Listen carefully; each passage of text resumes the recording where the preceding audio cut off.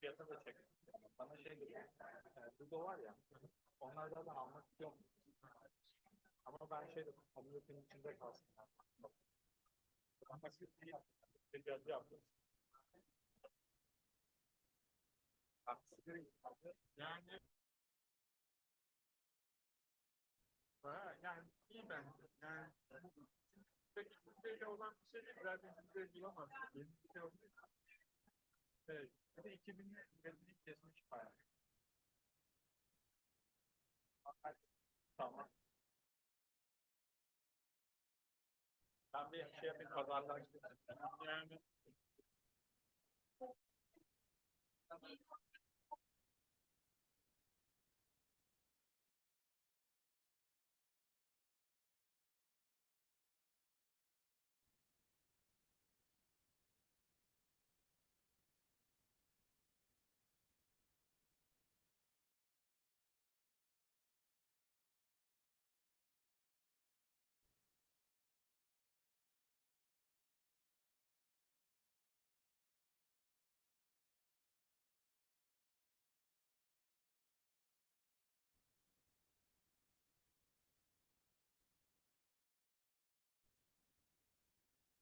Valid. Valid.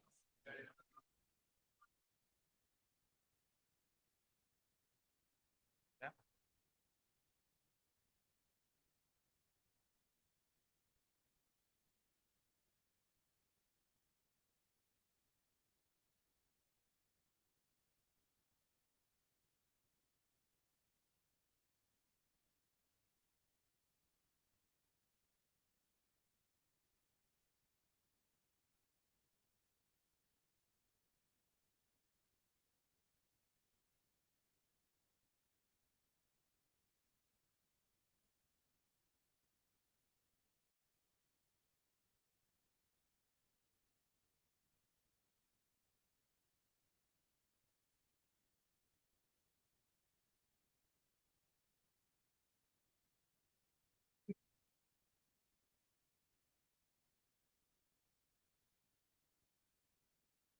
Yes, I would take it out there anyway, so it should be your height. Is it your Your height. Yes, it's my height.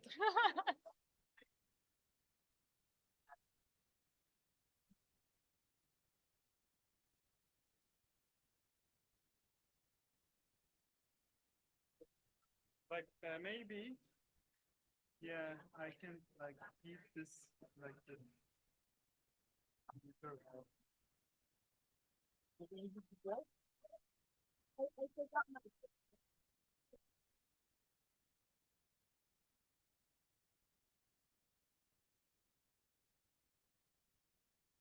Thank you so much.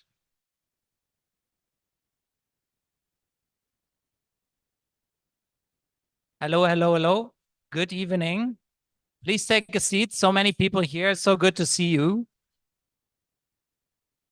First of all, Guten Abend Berlin were the words that DiEM25, our pan-European movement, has been started in Berlin in 2016, so over 8 years ago.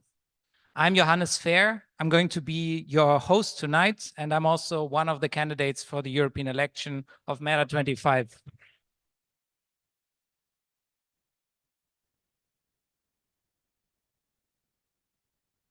Yeah, welcome to all of you. Welcome also to the people that join us online on DiEM25's YouTube channel and other channels. So we'll have a huge audience, I think, tonight. And it's also great that already at 5 p.m. on a weekday, after all, one can see so many people here in the room. 2016 was, I will give you a brief history of our organization. So all the people that might be new to us have an idea how we actually started. 2016, DiEM25 was founded here at the Volksbühne in Berlin. And it was a very different time. It was after the financial crisis had crushed a lot of banks and the political establishment had saved those banks and, yeah, thrown the many, the poor under the bus in doing so. That's why DiEM25 came about, the Democracy in Europe movement, and it was started in Volksbühne in this city. Fast forward 3 years later, 2019, the last European elections. We were also running with our Green New Deal for Europe in a coalition across Europe, and it was a fantastic experience, first-time experience being in elections after DiEM25 had decided to also put up political parties. The parties have the name MERA25. You can see it today everywhere, and actually across the country on our posters on the street, where we campaign for making the rich pay for the green transition, free Palestine, human rights instead of deportations, and a living income for everyone. This is the short wrap up, but of course you will hear much more today about it. The 2024 European elections have always been a very important goal for our organization, because after all, we are a European movement, a European party, and what could be better for us to contest in than the European elections? That's why last year we were planning, and we were sitting down to plan the next months and to take this huge task at hand to run an election campaign in Germany, in an 80 million country, million people country, with basically crowdsourcing some money, crowdsourcing people, run by people. That's what we are about. We are still have a very small but very dedicated team working, and the rest is done by volunteers and much support from society. And already thank you for that. And I'm now introducing someone that I was sitting down with last year in planning this campaign and asking ourselves, so who should be our candidates last summer? Karin was someone that took upon herself to say, I could imagine that being a candidate. We elected her to be our lead candidate in autumn. And since then, we already came very far. Now we are 3 weeks before the election, and I'm very happy to announce you with a big applause, Karin, the lead candidate in Germany for the European elections.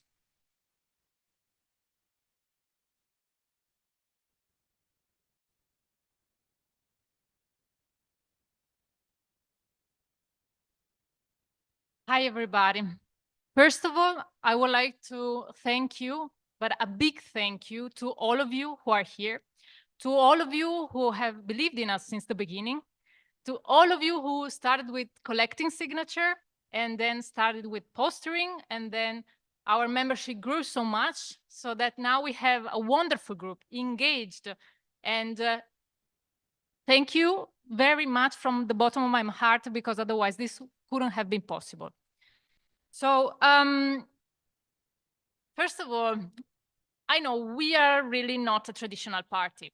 So we are radical, we are progressive, we are international, but mainly we have the freedom and the courage to stand for our values no matter what.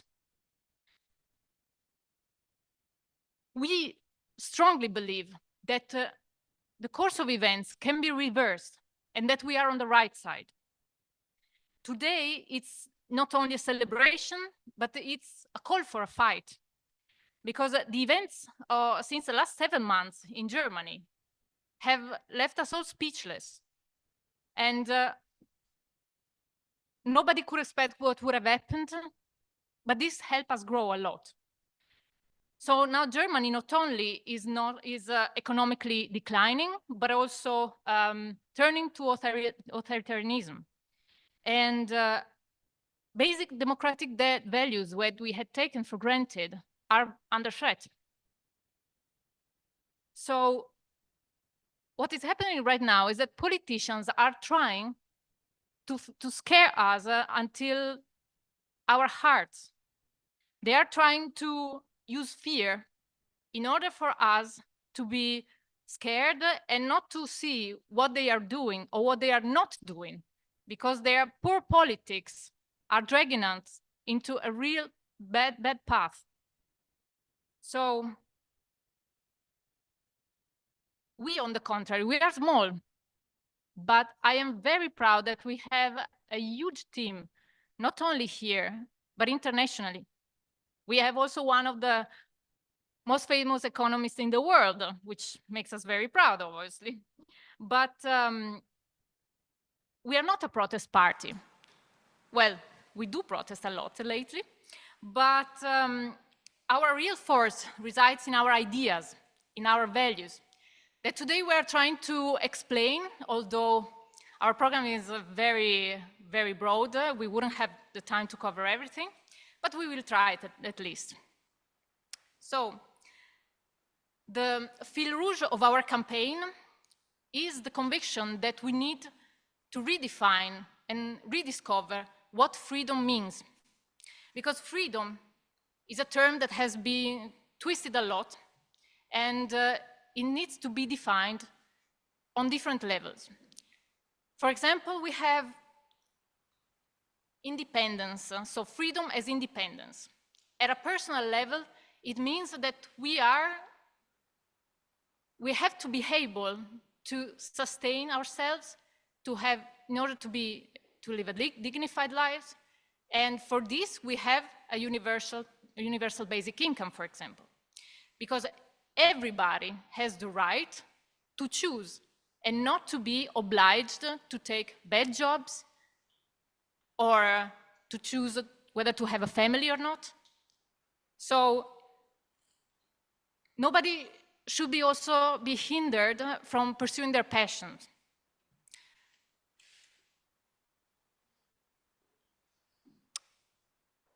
So there is no freedom anyway if we live in a society where oligarchs and multinationals are influencing greatly our jobs, institutions, and the environment. Because obviously, freedom means also having the right to live in a safe planet, in a healthy planet, to eat healthy food without going bankrupt, obviously. So what we are pushing is also a green transition that really focus on investing on green jobs, on reconstructing our ecosystem, and obviously on sustainability in general. Because we are really setting fire to our planet right now. And who are we to destroy this planet? Seriously, who do we think we are? But in all this, there are different levels of responsibility. We have to acknowledge that. Because those who are polluting the most are those who are destroying the most. So that's why we want them to pay for all this. And one last main point that I would like to make, and that obviously unites us all since 7 months especially, is that we need freedom from war and freedom from fear. We have the right to live in peace. We have the right to move across countries freely. We have the right to seek for better chances in life. So we really need to abandon the logic of competition and embracing solidarity at every level, because we were all born with equal rights, and as equal shall we live. So in short, we want people to live in respect, with dignity, in peace, in a healthy environment, because freedom equals freedom for all. And none of us is free until all of us are free. Thank you very much.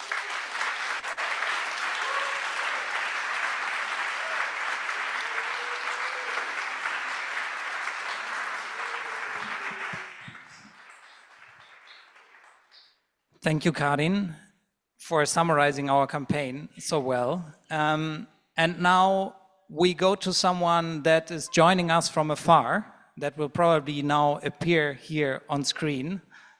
Welcome, Yanis.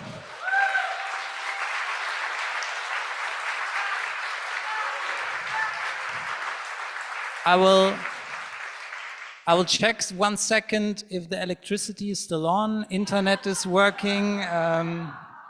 The police is not here yet, but you might have to hurry. But seriously, we had a serious turn of authoritarianism lately here when Yanis was banned from Germany. And we are very excited that you can today speak to us. I know that you're running a campaign in Athens for MERA25 there as its leader. You're DiEM25's co-founder, and we look forward to hearing your views on what's happening, has been happening in Europe lately, and what our European campaign is about. Thank you very much, and another applause, and then Yanis can give us his speech.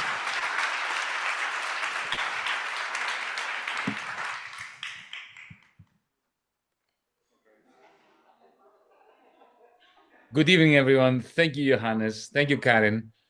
Thank you to every single one of you who happen to be either watching or in the room today, running this campaign. I mean, you said, Johannes, that I'm running a campaign in Greece. No, I'm not running a campaign in Greece. We are running across Europe.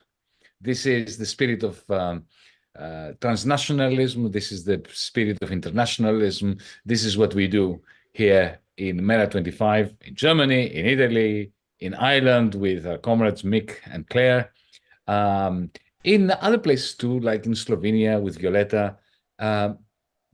This is internationalism in action. So European elections must be in the air for us to have gathered here. They're around the corner. And it is incumbent upon us, since these are the European elections, for us to talk about Europe. The problem is that there is not much Europe left to speak of. Not really.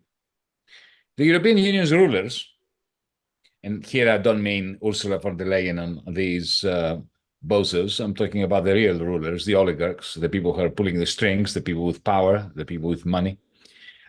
These rulers have successfully turned Europe into a servile colony, a sub-agent of Washington, D.C. They have caused Europe to be falling behind economically, environmentally, technologically, geostrategically. We are completely absent geostrategically, and of course, ethically. At the heart of this, there's of course Germany. And I'm very pleased to be back in Germany, even through Zoom, through a video link. Thank you, Johannes, for reminding me of those heady days and moments and hours at the Volksbühne when in February 2016, we started this ball rolling and we're still at it. But unfortunately, over the last years, since 2016, things have been going from bad to worse. I remember saying at the Volksbühne that nothing good is going to start in Europe unless it starts in Berlin. Because let's face it, as in the Roman Empire, if you wanted to change things, you had to start things moving and changing in Rome. Unfortunately, all those changes that we have seen over the last 8-9 years have been negative ones. And they have been proliferating across Europe.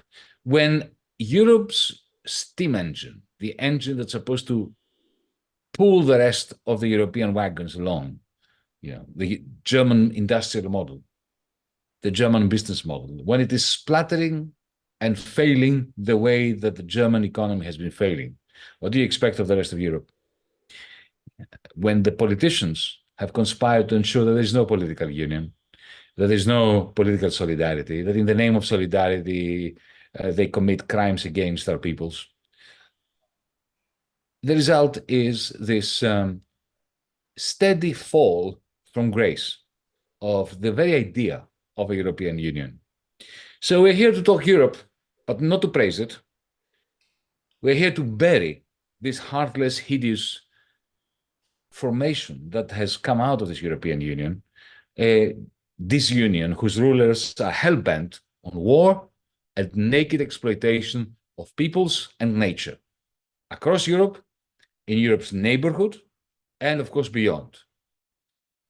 We're here to tell the people of Palestine of our commitment to fight this European election on their behalf, as well as on the behalf of our Jewish comrades who cry out in Berlin, and here I want to give special mention to the Jewish Voice for a Just Peace in the Middle East, our German comrades in Berlin, who cry out not in our name. Jewish comrades like Iris and Udi, who've been arrested, who help us expose Ursula von der Leyen for what she is, an unelected lunatic, warmongering, genocide cheerleader, answering only to her true masters, who are in Washington, D.C., not in Europe.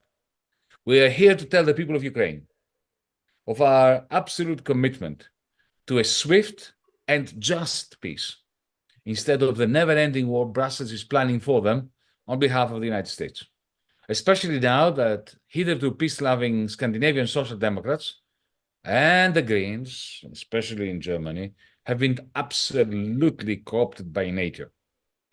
And we're here to tell our people in Germany, in Ireland, in Greece, in Italy, across the European Union, one simple thing.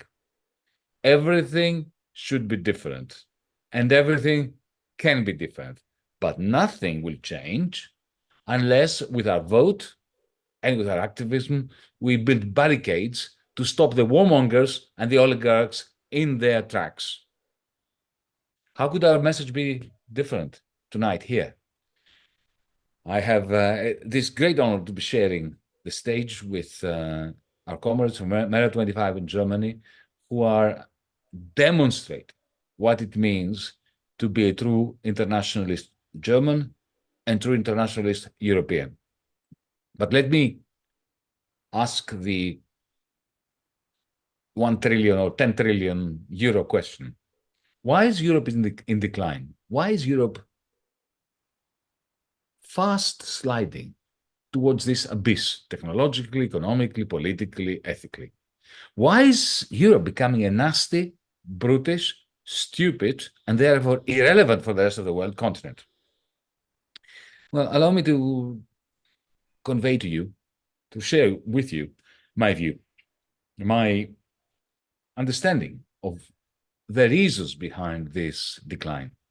For 20 years, we had austerity of the many, or for the many, combined with socialism for the financiers. This combination of austerity for the masses and huge quantities of money printed on behalf of the financiers crushed investment in the things that Europe desperately needs. That's why. Now, in 2019, as Johannes reminded you, we ran across Europe, in Germany as well. I was a candidate in Germany. And I really, truly enjoyed doing that. We ran across Europe with the European Green New Deal, the Green New Deal for Europe, as we called it. It was a magnificent proposal. It was quite actually centrist in a sense. But you had to be very left-wing and very radical in order to put forward such a centrist proposal. What it talked about was 500, 600 billion every year to be spent on the green transition across Europe. By the way, Mario Draghi has come out very recently saying that we need 500 billion. What we used to say in 2019, now Mario Draghi has come out, commissioned by the European Commission, to say that. Well, we were saying this in 2019. The difference was that we had an idea of how that was to be funded through a net issuance of bonds by the European Investment Bank, which belongs to all Europeans, to be supported by the European Central Bank. And that money would have made such a huge difference in propping up and funding investments in green tech, green energy, education, health, all the things that are the areas in which Europe is falling behind today. But of course, the ruling classes were not interested. But why were they not interested? Let's ask ourselves this question. Could they not see that their version of Europe was a pyramid scheme, that it would collapse? That when the masses of Germans out there, don't have enough to have a decent life, there will be no growth, there will be no good jobs, no future. Did the so-called Europeanists, the SPD, the Greens, the Liberals, the FDP, or on the other side of the French-German border, Emmanuel Macron, not Macron. I'm from now, I'm going to be calling him Micron. Sorry about that. Could they not see that their shenanigans were turning Europe into a colony of the United States? Now, I'm going to say to you that I think they could see it. They were not stupid people, because it was not a mistake. Europe's decline, I'm going to hypothesize here and put this view to you. Europe's decline wasn't caused by its system's breakdown, but it occurred, the decline of the European Union, because the European Union system performed exactly as it was designed to perform. And here's the gist of what I'm saying. Back in the 1970s, America's and Europe's ruling classes struck a deal, I call it a dark deal, after the fall of the Bretton Woods system. It's not a complicated deal to understand. This dark deal is based on America's ever-increasing trade deficit. The trade deficit of the United States operated like a vacuum cleaner that sucked into the United States Mercedes-Benz's, Siemens products, the net exports of Germany, of France, of Italy, of Japan, and later of China. Focusing on Europe and Germany. Germany's capitalists depended on the American trade deficit for profits denominated in dollars. But they couldn't spend those dollars in Europe. So they sent them back to Wall Street. So every Mercedes-Benz that went over to the United States brought dollars to Germany, and then those dollars went to Wall Street to buy shares, to purchase real estate in California and Miami, and of course to lend to the American government. Now that's the dark deal. America is keeping German capitalists rich and European capitalists rich as long as they send their dollar profits to America to fund the American state, to keep Wall Street liquid, and to keep American rentiers in luxury. And to continue to be dollar rich, German capitalists needed the euro to plunder poorer Europeans, like the Greeks, the Portuguese, and so on. But they don't want the euro to be dominant. They want the euro, but not as a dominant currency. Because, why? They don't want the euro to compete with the dollar, since their profits depend on the dollar's exorbitant privilege. You see why? Because their exports depend on America's trade deficit, and America's trade deficit can only be maintained if the dollar is the dominant currency. Now, this is why Europe's ruling class will back any war demanded by the United States military-industrial complex. And that's perhaps the darkest aspect of this dark deal between Americans and German, or more generally, Northern European or European capitalists. So we begin to see why Europe's ruling class condoned things that damaged themselves. Like, took Nord Stream 1. We now know who blew it up. And it wasn't the Russians, it was the Americans. It was the American military that blew up Nord Stream 1. And the German authorities know that. They know this very well.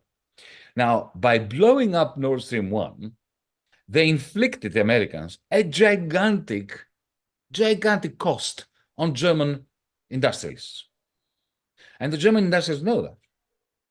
So the question is, why are they not complaining? Well, they're not complaining because German industrialists need America's deficits to line their pockets with dollars, which they can then take to the United States to invest. So even though they were not happy that America, the armed forces of the United States, the Pentagon, the United States government, inflicted that huge cost on them, energy cost, by blowing up Nord Stream 1, what could they say? They were vassals of the United States, and in particular, of the dollar profits that they got from the American trade deficit. So is it any wonder that they show allegiance to the Atlantic's other side? Is it any wonder that when America seized upon Putin's cruel invasion to fuel a never-ending war, Europe's rulers rolled over?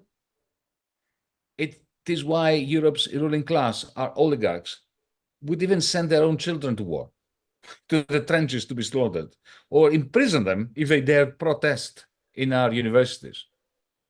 Their hypocrisy is mind-numbing. They say they do not want debt. especially common debt, but they bend over backwards to produce debt for themselves and for their brethren. If it comes, when, for instance, Olaf Scholz is proclaiming that he will spend 100 billion on American weaponry.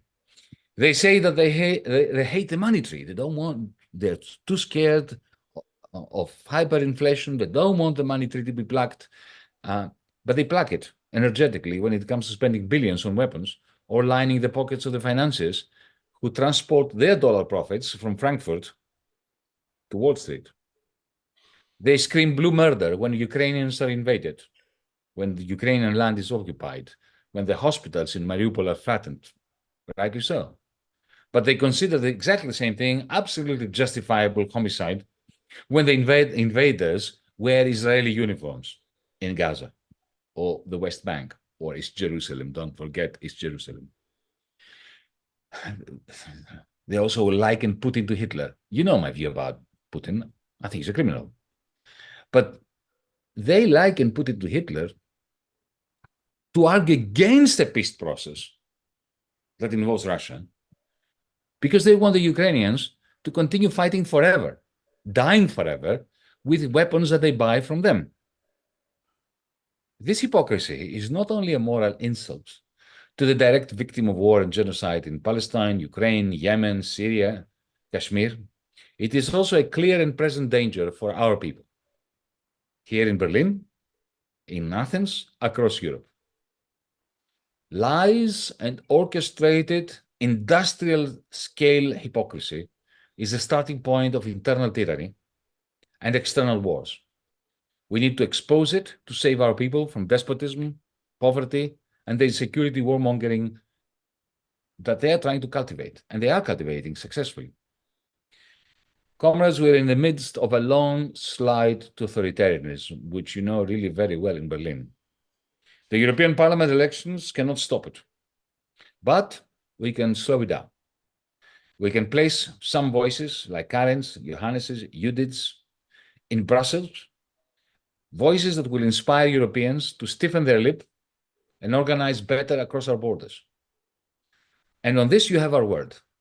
If you send Karen, Johannes, Judith, myself, Claire Daly to the European Parliament, we commit to giving them the hell that they deserve, to expose all of them as NATO stooges, as enablers of Israel.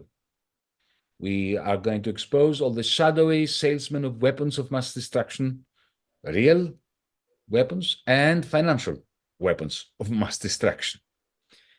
We shall demonstrate to Europeans NATO's mafia-like strategy, because what mafia does, it turbocharges people's insecurity to sell them protection. That's exactly what the mafia does. We shall remind them of how the CIA groomed nasties. Remember Noriega in Panama, Saddam Hussein in Iraq, and later Vladimir Putin, who was the blue-eyed boy of the West, when people like Jeremy Corbyn and myself were demonstrating in the year 2000, 2001, 2, 3 against Putin. The West loved Putin. Let's not forget that. They groomed these nasties, the CIA, NATO, Brussels, to use them later as an excuse to justify their lucrative wars. On Israel, we shall accuse European elites for centuries of rabid anti-Semitism that begat a century of complicity in the genocide of Palestinians, as if the genocide of the Palestinians can wash off the stench of the Holocaust from the hands of German, Greek, French, Italian bourgeois. If you send us to the European Parliament, we shall ask them directly from the floor of the European Parliament. What did you expect? We will ask them. Did you really think that millions of Jews could come to Palestine, where millions of Palestinians already lived, and create a Jewish state without ethnically cleansing the area and turning any Palestinians remaining there into third-rate citizens?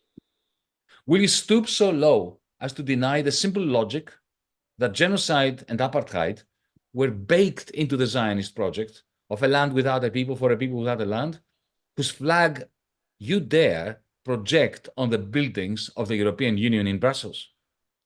We shall look at Ursula and her merry minions in the eye and tell them, no, we have no common values with Israel, whose values are closer to those of the South African apartheid builders indeed to the Ku Klux Klan, mass lynching, extrajudicial killings, dehumanization on the basis of DNA and on the basis of religion.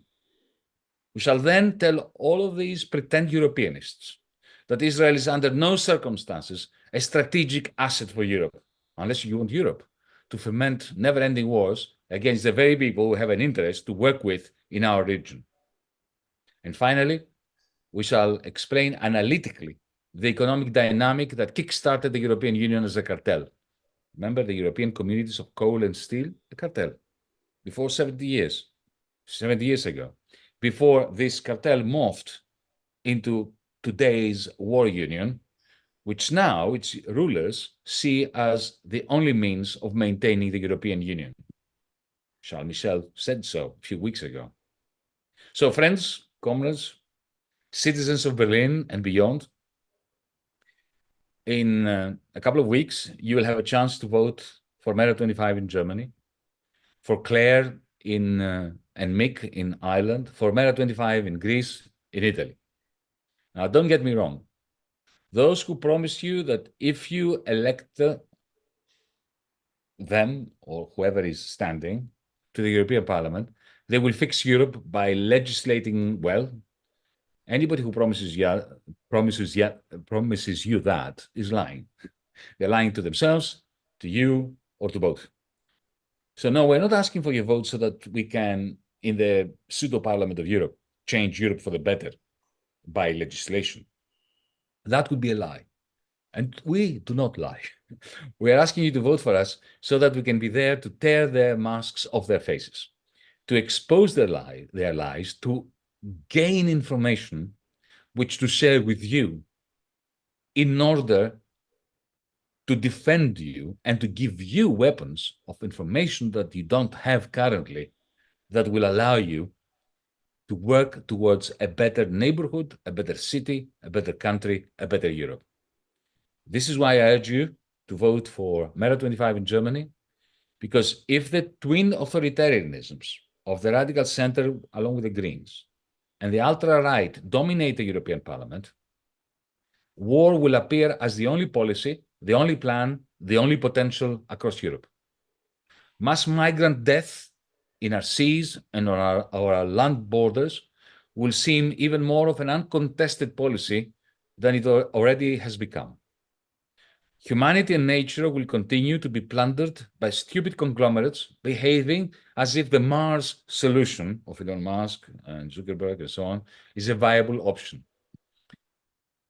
Indignity will become further entrenched in a Europe insisting, as they are insisting, that energy must be distributed through markets, markets that are cartels, that healing and relief and health must be provided for payment, that education is a privilege, not a right, that fiscal responsibility means stinginess on social care, but largesse when it comes to ammunitions and missiles that maim, mutilate, and murder. Freedom will die, along with the right to protest in universities, on the streets, in Berlin, even to speak in our parliaments. All sorts of freedoms will die along with the right to know what our governments are doing in our name behind our backs, a right for which Julian Assange, as we are speaking now, is being slowly murdered in his Belmarsh cell. I don't know about you, but a few months ago, I never imagined it possible that the German state would ban me from Germany for an event like this one, that I would be banned even from speaking at such an event via Zoom or Skype, as I'm doing now. It is now evident that there are no limits to the lengths this Europe will go to silence you. So don't be silent. Vote for MERA25. Vote for candidates that will annoy the living daylights out of those ruling Europe, dragging Europe along the lines of the darkest of deals to the darkest of dark ages. Carpe diem, let's win this one.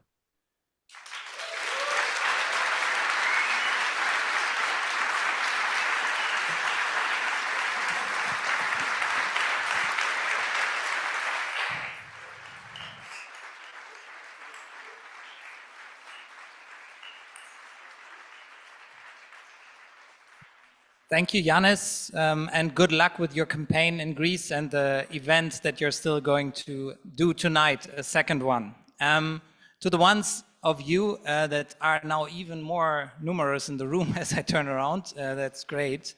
A little overview over the second part of the event tonight here in Berlin.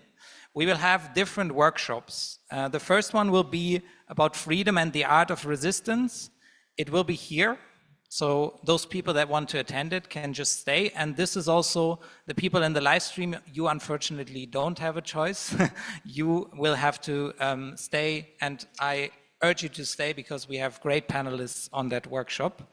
There will be 3 other workshops. The second one is Beyond Mainstream Environmentalism, the path towards climate justice. It's going to be in the first floor in the room 1.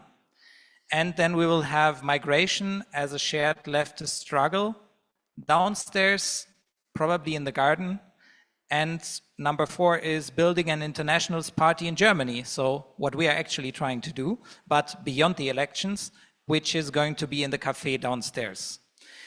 Before you now go, also wanted to announce that later on we have a panel here where we will convene the whole evening and talk about the interconnected struggles that we will now also discuss in the different workshops. And before you go, I ask you to stay for a minute because this is now the conclusion of the first part of our event. And it's one of those spots that we are going to show, that we are also going to show on mainstream television in the slots that we have been allowed to have, and of course shared later on our social media channel. The first spot will be connecting 2 struggles that are important for us: inequality and environmental destruction. Please stay for a minute because we need a short technical transition. Thank you.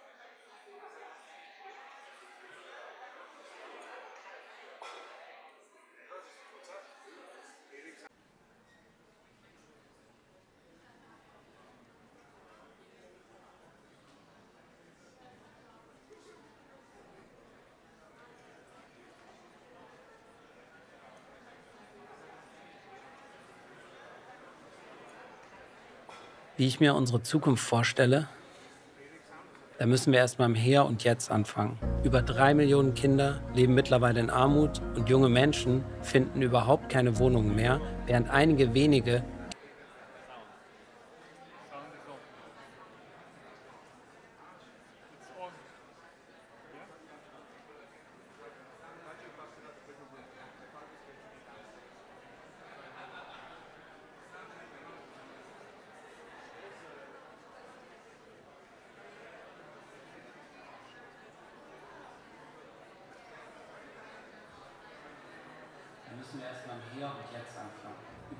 Wie ich mir unsere Zukunft vorstelle, da müssen wir erstmal im Hier und Jetzt anfangen. Über 3 Millionen Kinder leben mittlerweile in Armut und junge Menschen finden überhaupt keine Wohnungen mehr, während einige wenige immer reicher werden. Die Immobilien, die Auto-, die Waffenkonzerne, die super viel Profit machen und gleichzeitig unsere Umwelt zerstören. Wir leben mitten in der Klimakrise. Unsere Proteste dagegen scheinen überhaupt nichts zu bewirken. Aber wie stelle ich mir denn jetzt unsere Zukunft wirklich vor? MERA25 hat Lösungen für die großen Probleme unserer Zeit. Grüner Wandel durch erneuerbare Energien, ökologische Landwirtschaft und kostenlosen Nahverkehr bezahlt von den wenigen, die sowieso zu viel haben. Ein universelles Lebenseinkommen und Jobgarantien für alle sowie Vergesellschaftung lebenswichtiger Güter. Denn unsere Ressourcen müssen wir gemeinsam bewirtschaften und gemeinsam besitzen. Und wir werden uns von niemandem einreden lassen, dass dafür kein Geld da sei. Mit MERA25 stehe ich für diesen Wandel. Am 9. Juni bei der Europawahl MERA25 wählen. Machst du mit?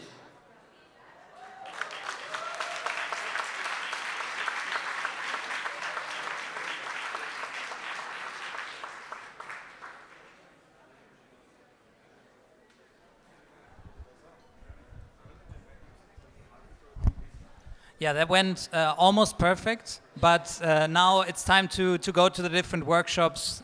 See you downstairs or stay for the panel here.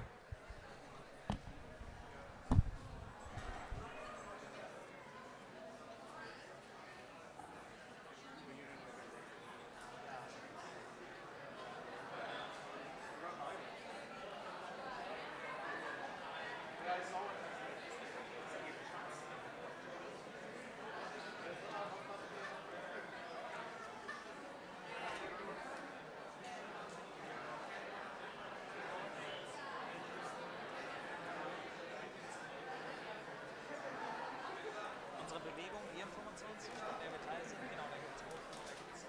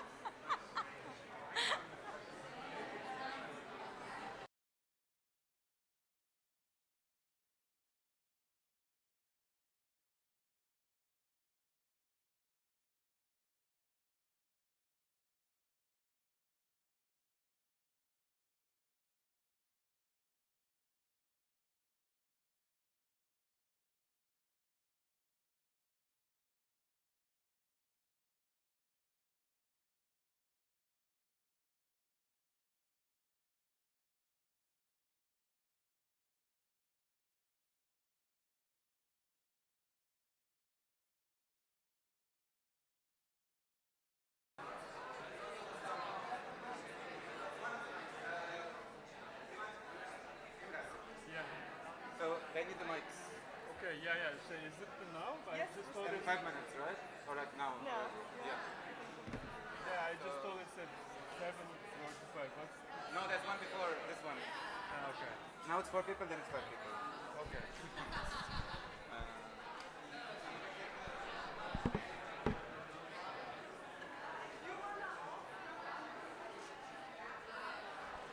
Ready?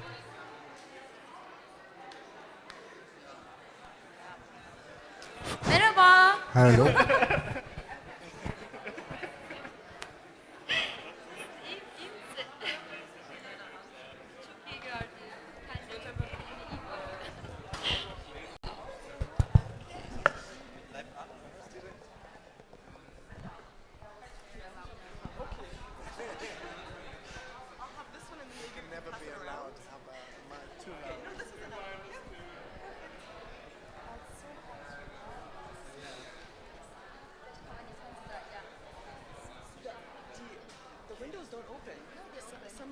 Some of them don't have a handle anymore. Yeah, they have like a special key for people that might be able to have.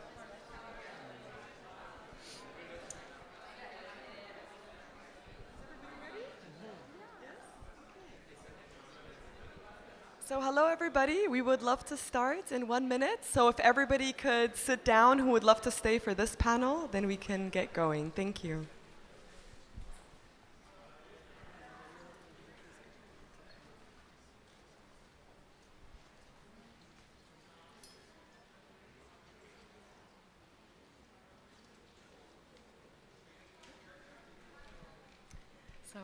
Welcome everyone, and thank you very much for joining us tonight. It's a pleasure to see you all here.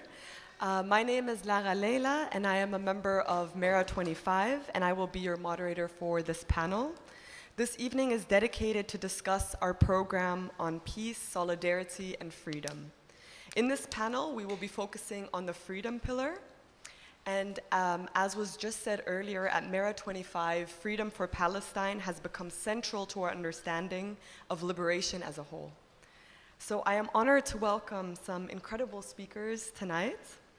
Firstly, we have Adam Brumberg. He is an artist, activist, and educator, currently based in Berlin. He is a practice supervisor of the Masters in Photography and Society at the Royal Academy of Art in The Hague. And he is currently showing work made in Palestine at the Venice Biennale. Please, a round of applause for Adam.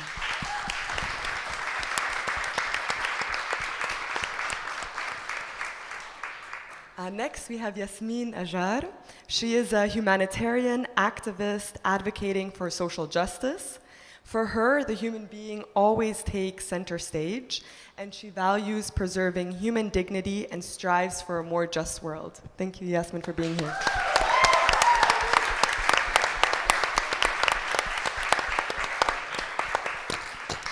And last, we have Alexander Gorski. He is a Berlin-based lawyer. He specializes in migration law and criminal defense, and he is also a partner at the European Legal Support Center. He is currently representing Yanis Varoufakis and Dr. Ghassan Abousitte in suing Germany.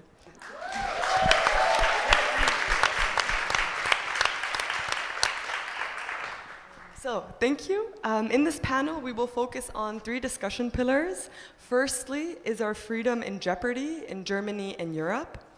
Then we will look at the art of resistance, and lastly, we will look at the power of our movement. At the end, we will also have time for some questions from the audience. So starting with our first pillar, is our freedom in jeopardy in Germany and in Europe?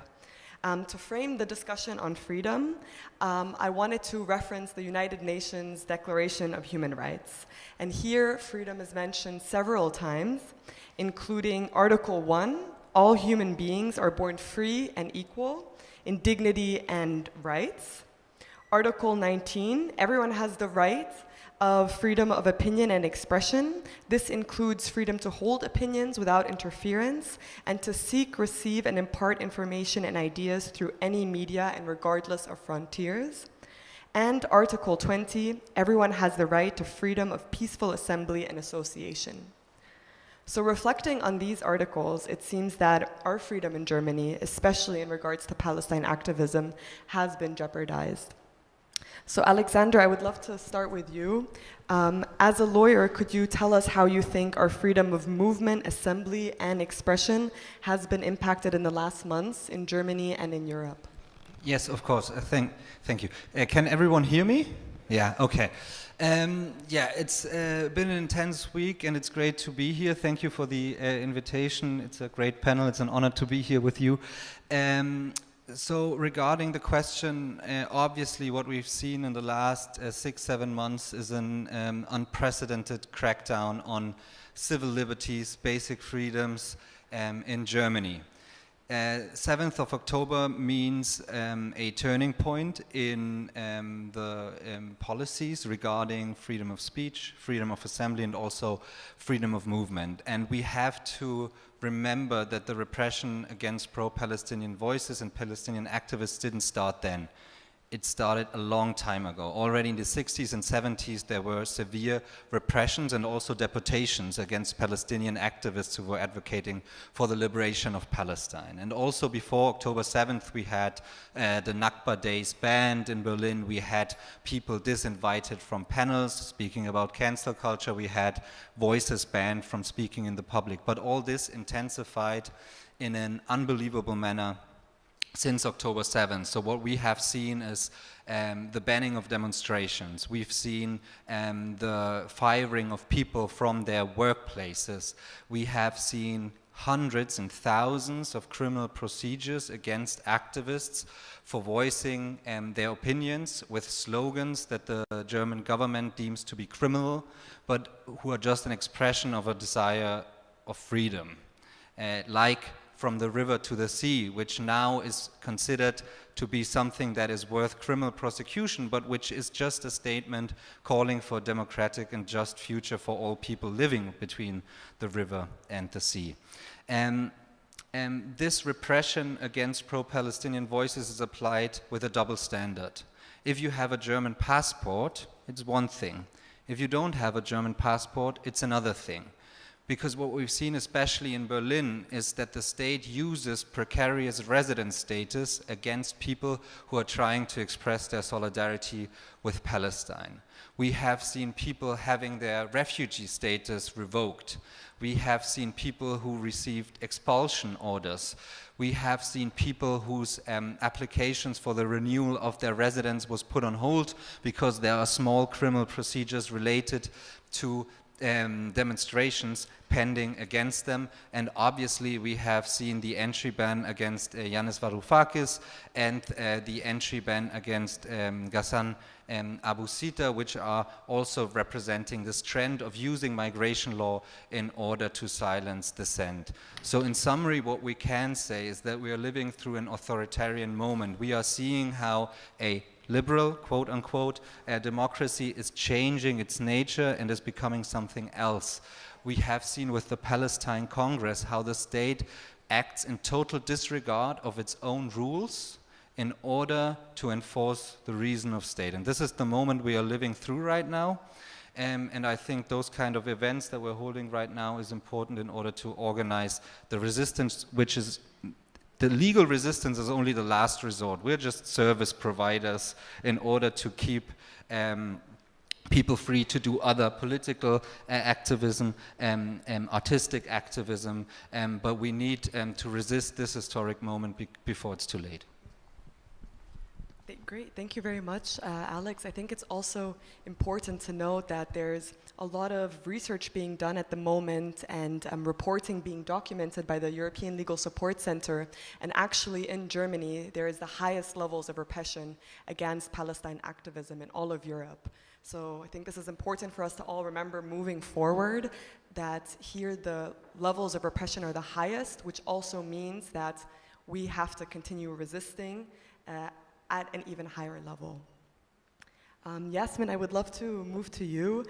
You have been resisting against the racism and discrimination of migrants in Germany since the age of 15, and you've also been active on Palestine since 2008. Could you tell us more about the differences that you see in your activism for other struggles versus Palestine, and how you feel that personally your freedom has been threatened?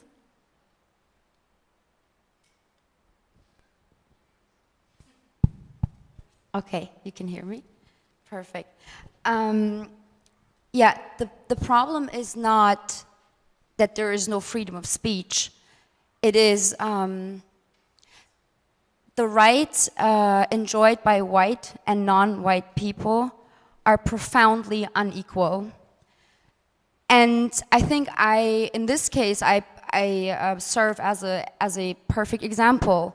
When I was active during the invasion of Ukraine here in Berlin in 2021, I was invited to the summer parties of politicians. I was invited to their offices. I was even invited to the crisis committee of the Berlin Senate, advising them how to deal with the refugee crisis.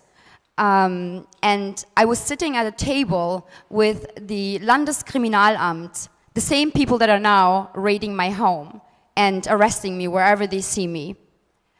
And when I'm doing the same things now, advocating for human rights, advocating for the rights of Palestinians, and raising my voice against the genocide and raising awareness around Palestine, I'm a completely different person for the German media, for the German government. And it's even worse, like they're subtly making us to be terrorists, or that we are a threat to German or European democracy. So I think this is the biggest problem that we're seeing right now. We cannot cherry pick who gets to talk about human rights and who doesn't get to talk about human rights. And when we are looking at the streets here in Berlin, Arabs, Muslims, or people that look like Arabs or could be Muslims, their freedom is under threat. And I think it's reverse. We are not a threat. I think the other side is a threat to us. Perfect. Thank you very much, Yasmin. You have also had shows all over the world, and all of your shows in Germany have been cancelled. You were accused of being a hateful anti-Semite, despite as well being Jewish yourself. How has your freedom of expression as an artist been jeopardized, and how do you think this affects the cultural scene as a whole, especially in Berlin, that is known, or used to be known, as really a vibrant hub of culture? When I think about this, what comes to mind is a series of déjà vu kind of vignettes. And the first one goes back to 20 years ago when I did my first work on Israel and Palestine, and I had an exhibition at ICP in New York. And there's a character called Ronald Lauder from the Estee Lauder family, who's one of the biggest kind of donors to AIPAC and was then involved with the Anti-Defamation League. And he sued the museum because apparently the work that I was showing was accusing Israel, or the nation state of Israel, of ethnic cleansing. So what I'm saying is nothing is new in terms of the kind of cancellation, the repression, the oppression that the cultural sector is facing. I think it's just new in Germany, and Germany has based its model on the American model, and it's amped it up the volume over the last 2 years. And the other vignette and kind of déjà vu I've got in my mind is at the age of 16, as an anti-apartheid activist, I was photographed on the front line facing the South African apartheid riot policemen, and somebody took a picture and I appeared on the front page of the newspaper. So when I got home, I got into real trouble because my mother was like, you know, what on earth are you doing on the thing? I also got into trouble from the ANC because I was holding a flower, and they were like, listen, white boy, this is not 1960. You know, you don't offer riot policemen flowers. But we cut to last May at the Nakba commemoration hosted by Jüdische Stimme, where I was once again confronted by another giant white riot policeman. This is 40 years later. I was arrested, and I found myself on the front page of the newspaper again, being led off by these riot policemen. And the headline was 100 Palestinians interrupt a Jewish commemoration. And so, and just prior to that, I think when all of this blew up around the documenta, I found myself, as you said, accused by the so-called Commissioner of Anti-Semitism for the state of Hamburg of being a hateful anti-Semite who also condones or advocates for terrorism against Jews. Now, this is testimony mostly to my privileged existence as a white cis man. This was my first experience of really being gaslit. And I think when I spoke afterwards in depth to most of, you know, my certainly female friends, and certainly every one of my Palestinian friends and comrades, this is a daily experience to be gaslit in that way. And I remember speaking to my friend Lamis, who might be here, and she said something that really blew my mind, where she said she feels like the very blood that runs through her veins is illegal as a Palestinian. And I think that's the way we've been made to feel, or certainly every Palestinian who is in this country has been made to feel. and it's just us who show any signs of solidarity for Palestine or any criticism of the state of Israel are slowly catching up with that kind of gaslighting. So what I'm trying to say to you is it's nothing new. I think the German state has learned its lesson from America in terms of using these so-called commissioners of anti-Semitism who have no concern about real anti-Semitism. What they are mostly there to do, and if you look at their background, they come from Islamophobic right-wing think tanks. None of them are Jewish, not that that even matters, but what they're there to do, which is much based on the model in America, which is to go into cultural institutions, like the university where I was a professor in Hamburg, and almost in a surgical manner to extract those people who are showing solidarity for the Palestinian struggle or who are criticizing the nation state of Israel. And this is something they've learned from America. So what I'd say is this is well-trodden territory. It's just that we're being exposed to it for the first time and as I say, I think the volume has been turned up. And I'll just refer to two more instances where our dear Minister of Culture, Claudia Roth, used the opening of Hakaver to, out of the blue, to stand up and announce, which had nothing to do with what was happening on the night, that BDS is anti-Semitic, for instance.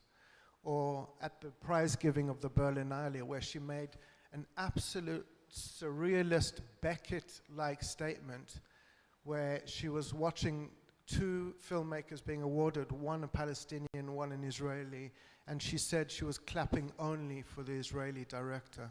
You could not make this up if you were writing a Bulgakov novel. So I think, but it is testimony to how the state is using all its apparatus on these multiple levels to silence us.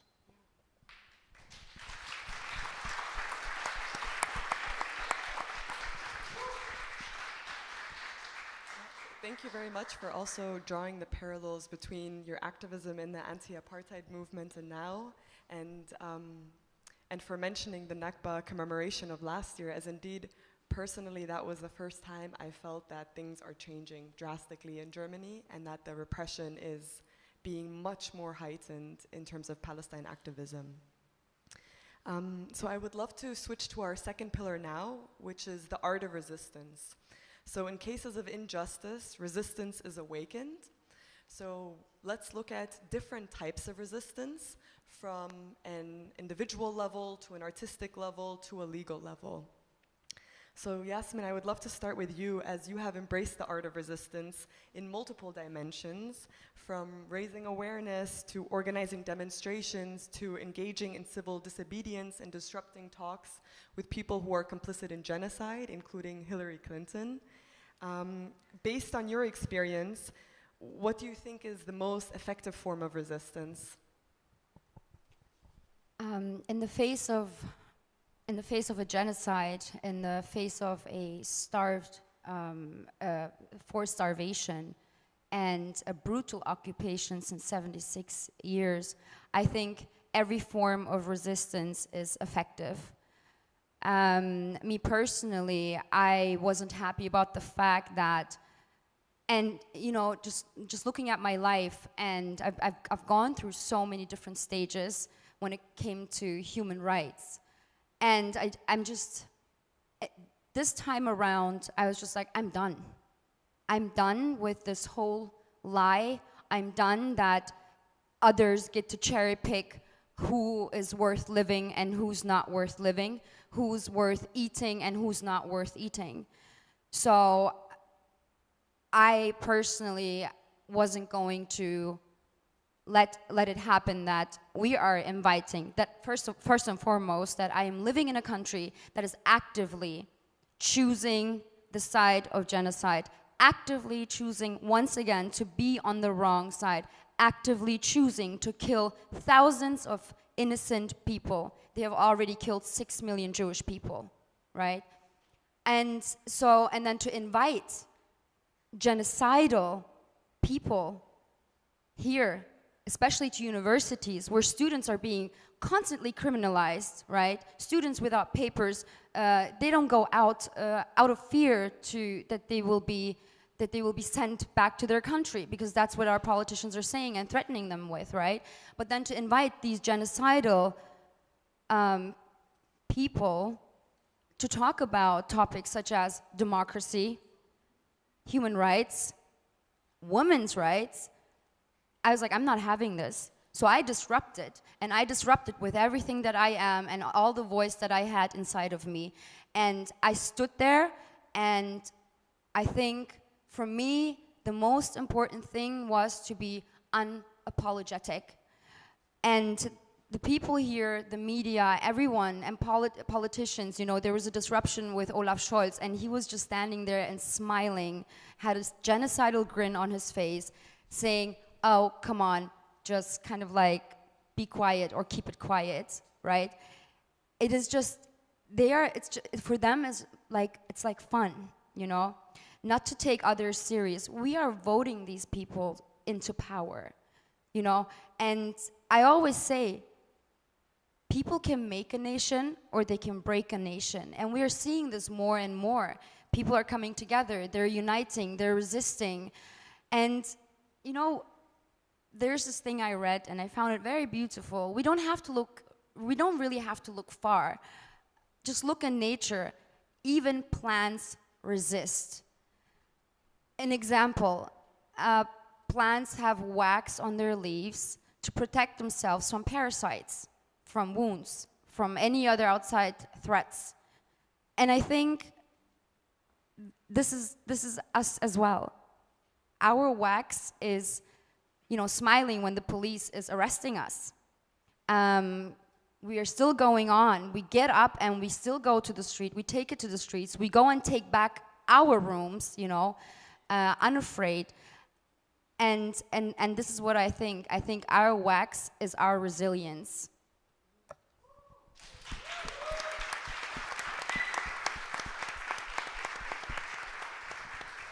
I love the nature works in ways. I think also an example is the bees who were attacking the Israeli soldiers. So indeed, nature works in interesting ways.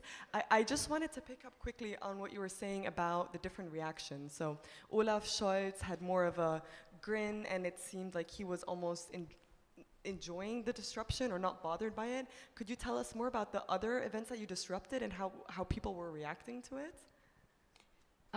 Sure. I'm actually having a lot of fun talking about this. So, you know, actually it's, when you think about it, and I'm gonna, maybe it sounds dramatic, but it is dramatic if you think about, and I think when we sit down after 20 years looking at it, the people that were in the same rooms with us, the people sitting right to me and left to me, in front of me and back to me, usually white people, when the security came in, tall, heavy, and strong men came in to brutally take me out, they would get up like this and they would go back. They would go back and make like, there she goes, take her. You know, and I was saying, this is like, you know, in Germany when neighbors went to the Nazis and said, well, they're Jews, they're right here, you know, they're right here. You know, it's not funny. It is actually not funny, and it's dangerous, because these people, they don't question anything. They are just, I know that propaganda can, like, or just mind games, it works, we see it, it works. But still we have to question ourselves. And when I went into these rooms, and I was sitting right in front of Hillary Clinton, which I always wanted to meet that woman. And she's speaking at Cinema for Peace. Yes, exactly. I had the same reaction when I heard that she's coming. She just sat there and she said, oh yeah, I'm not very surprised, you know, civilian casualties happen in wars. And she said that with such an arrogance, like she's sitting there, I don't know, like, you know, with her expensive clothes, she was probably flown in her jet, you know, like all the securities around her, while there are children being starved by the United States of America, her government, and then to say civilian casualties, and then Daphne Barak arrest, the High Supreme Court of Israel. I sat right in front of her as well, and she said, well, let's talk about women's rights. Let's talk about democracy. But she's exactly the same person that tells settlers, okay, you cannot take away the houses of Palestinians, however, turns around to the Palestinians and says, but you're gonna pay rent to the settlers. And she's seen as the more democratic person in Israel. I wasn't gonna allow that. None of us who were in the room were gonna allow that. And again, in the same rooms, I was verbally assaulted, I was physically assaulted. And this continues to happen in every room that we go into to speak the truth.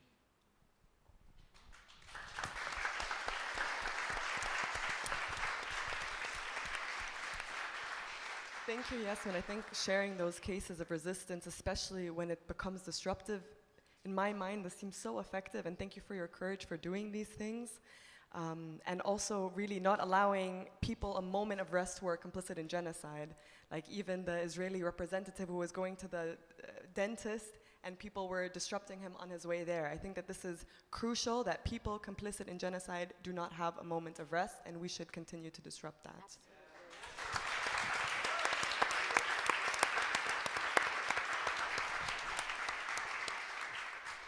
Adam, I was wondering as well, in the cultural sphere, how do you think there has been an engagement in resistance?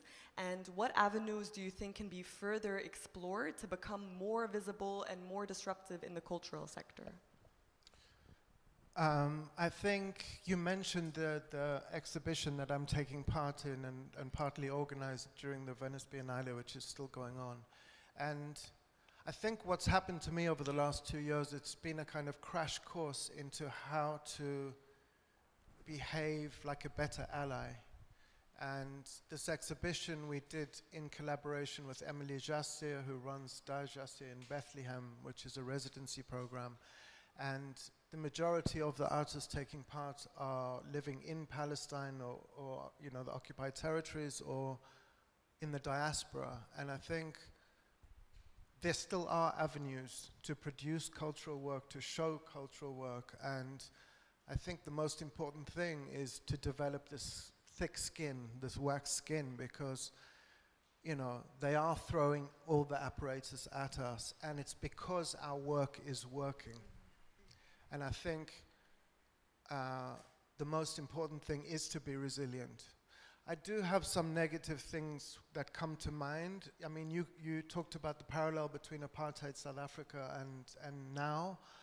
I find the situation, the comparisons of apartheid South Africa with occupied and apartheid Israel, I have problems with that because I think the occupation and the genocide, which is also not a new thing, is so much worse than anything we experienced in South Africa. I think the other thing to be said is that the university was the bastion of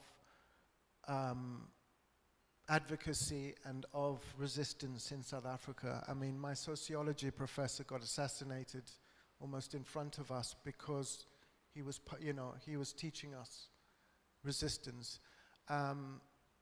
Whereas here, you know, those institutions are being cleansed of any kind of resistance. So I would say it makes us potentially much more isolated and having a lack of community. On the other hand, events like this, to gather people, you know, together from such disparate disciplines, and for us to be talking together and about how we can assist one another, and I find such great hope in that. And I think, and also when I look at the kind of radical learning curve that Gen Z has gone through internationally, and I'm talking, this includes my daughter who's 14 years old, you know, who is very clear on how she feels about what's going on. And I think this is the kind of hopeful things we need to hang on to. So yeah, I think mostly I want to hang on to your beautiful analogy of this thick skin and not to let them get to us.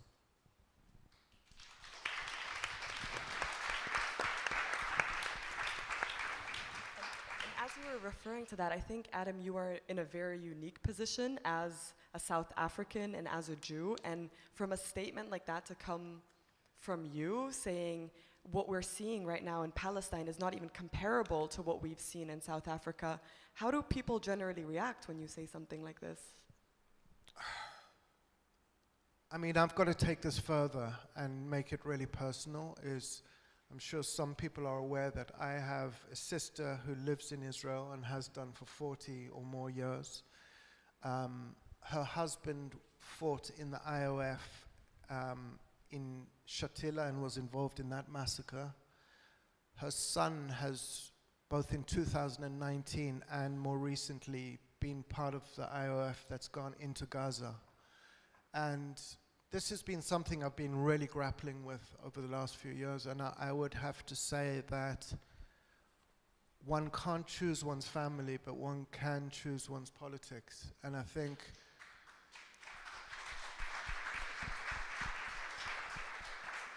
think that despite them being family, I think that until they come and they are outspoken about living in a country that they are occupying as colonial settlers and are partaking in a genocide just by being in that country, never mind their son actively partaking in the genocide, where his uncle, my older brother, started something called the End Conscription campaign in South Africa.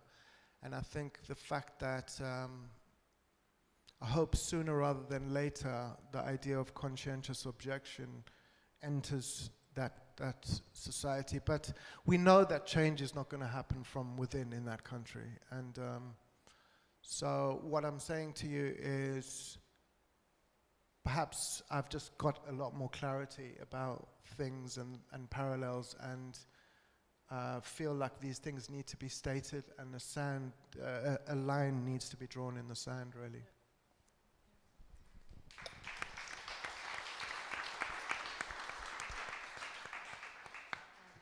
So now, speaking about resistance on a legal level, Alexander, you are engaging in resistance on a legal level by resisting against the state of Germany, and you're representing Yanis Varoufakis as he is suing the German government.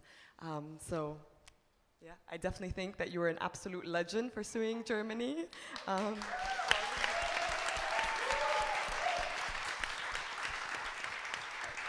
Could you tell us more about this case and its implications on Germany and Europe as a whole?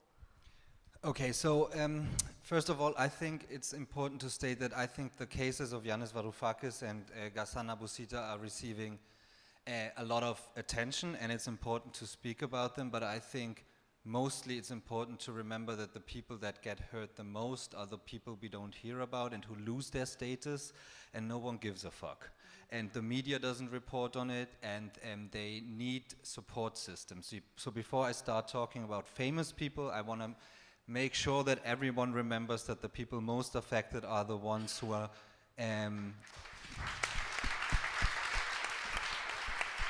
not getting this attention.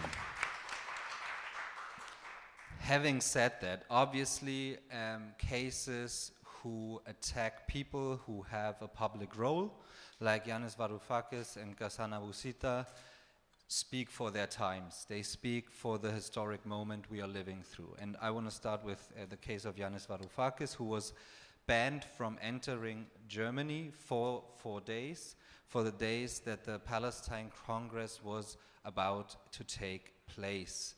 So I remember representing the Palestine Congress with other colleagues, and no one knew about this ban, but then randomly the police told the demonstration that was held on Saturday that there was a ban, a political ban on Yanis Varoufakis, but they wouldn't give more information.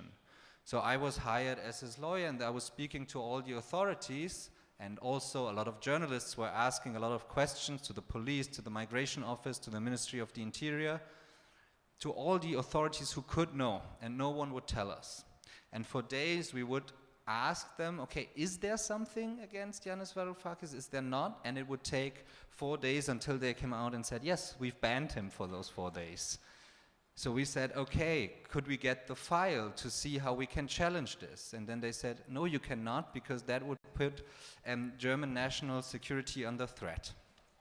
And then we said, okay, then we're going to sue you, which we did on May 8 in the administrative court in Potsdam. And this is pending, but what they are arguing, what we already know without having the file, because the court now needs to decide whether we get the file or not, is that Germany considers Yanis Varoufakis a threat for national security when it comes to his freedom of speech regarding Palestine. Which seems a little petty regarding the history between Yanis Varoufakis and the state of Germany, but also it speaks of less measures. Then we see that we are gaining strength and that the movement that we are all participating in has a moment, a historic moment.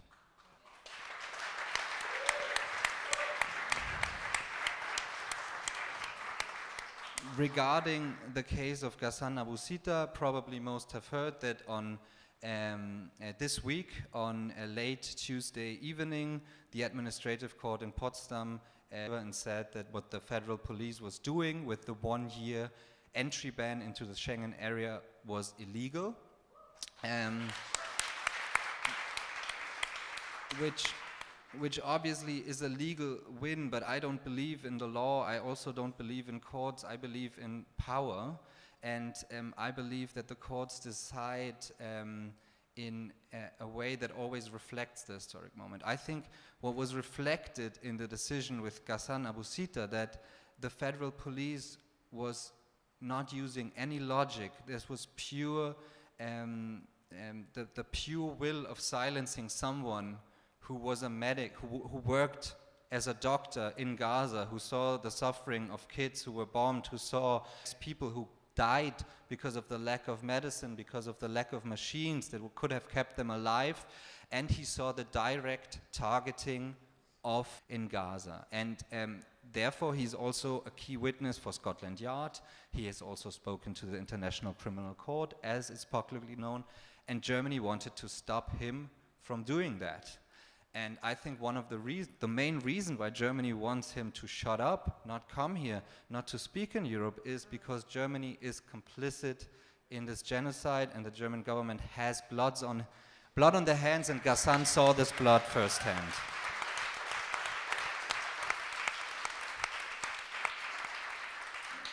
So those two cases stand for the legal battle that we are fighting, but I think the legal battle is always something that comes with a struggle. It's not the struggle itself. It's just a reflection, a backdrop. It's something that we need to do when it comes to repression. But the real important thing is, I think, what you are doing is disrupting, is building the power, is organizing the people, and also through artistic intervention to change people's minds.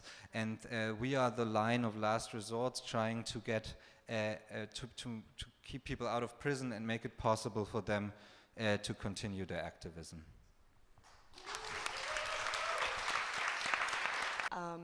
I have never seen something like this in Germany, to the extent that the police and the state were going to stop it from happening in the first place, and then to see what happened and unfolded the day of the Palestine Congress. Could you tell us more about how that was from a legal perspective? To be very honest with you, there is no legal perspective on it, because this day the rule of law was suspended. Everything that the Berlin police did this day was ridiculously illegal, and I think the most important part to understand, because we also saw the leaked police report, which was given to us, they knew that what they were doing was not legal, and that they were disrespecting the rights, the right to free speech, to the Ministry of the Interior, that this should not happen.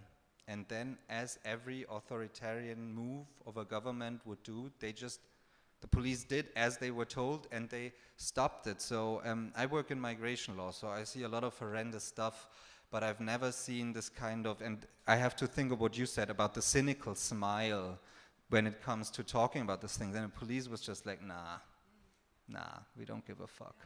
And so at some point maybe an administrative court will say, okay, it was illegal to stop the Congress, but they did anyway, and they did so by using power and force. So I think that day power and force trumped any legal considerations, and this is also something that we have to rules when it's in crisis. And but that also means that we need to, as a movement, develop a strategic outlook on how we deal with this. Happens when we disrupt and when we build power and when we put the people who are in power right now out of power.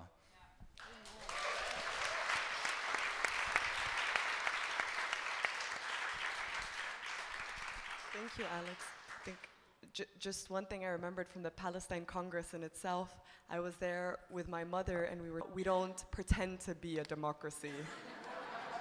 So I think this is something we should all keep in mind, that beyond Palestine, this level of repression is really on to fight this level of repression that is existing in Germany at the moment.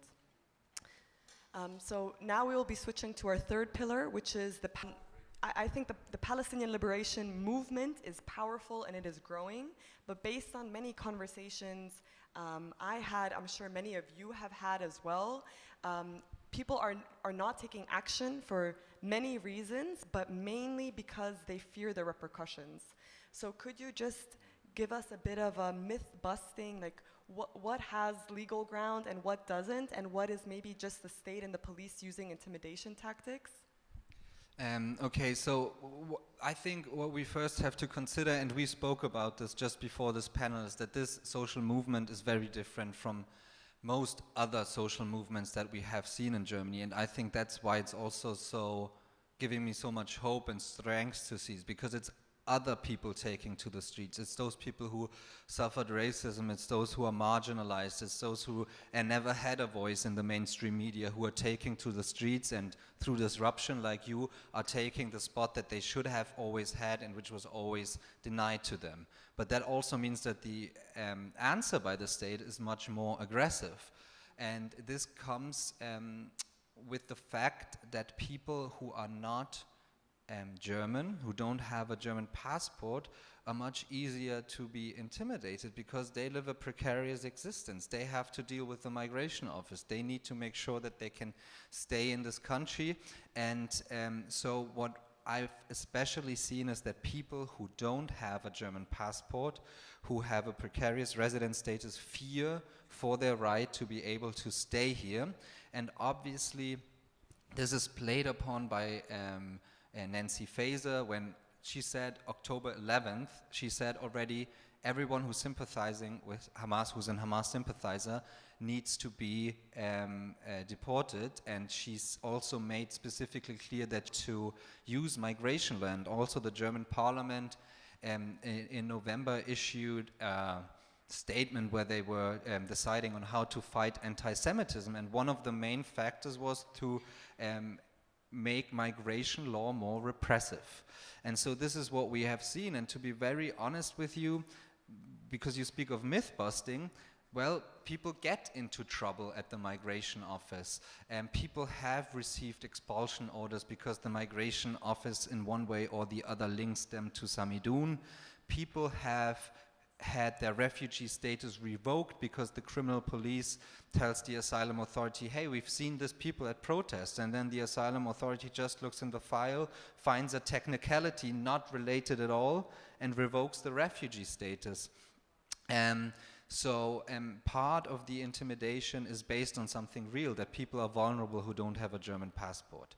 In general, however, I would say that that also means for people who have the privilege to have this passport, and that obviously those people can protest. And the worst thing that you might get if you shout something that is considered too forbidden is a money fine. That's where we start. And so I think it's very important also to build this solidarity between different groups in the society, and that also people put their bodies before others in certain situations based on the vulnerability of the people. And in general, because I'm always asked which slogan is legal, which one can I not shout, also a question of power. We will see how the courts will treat from the river to the sea as a slogan. I think that this will be a long legal struggle. However, the way that the police and the state prosecutor can intimidate us with that and can harass the movement also depends on how strong we are and which alliances that we can build. Because if there's just too many cases and if we get enough support, this is how we change things. So in general, I would say yes, the intimidation is incredible. People have their houses raided, their residency revoked, their names smeared in public, as happened also with you. And what we need to do is build the solidarity against it and make sure that the people put their bodies in front of each other and coordinate in order to protect the most vulnerable and give everyone the possibility to participate in the movement. And there's a lot of ways, as we see here. I think all four of us participate in the movement in very different ways, and this goes for the whole room, and this is something we have to strengthen.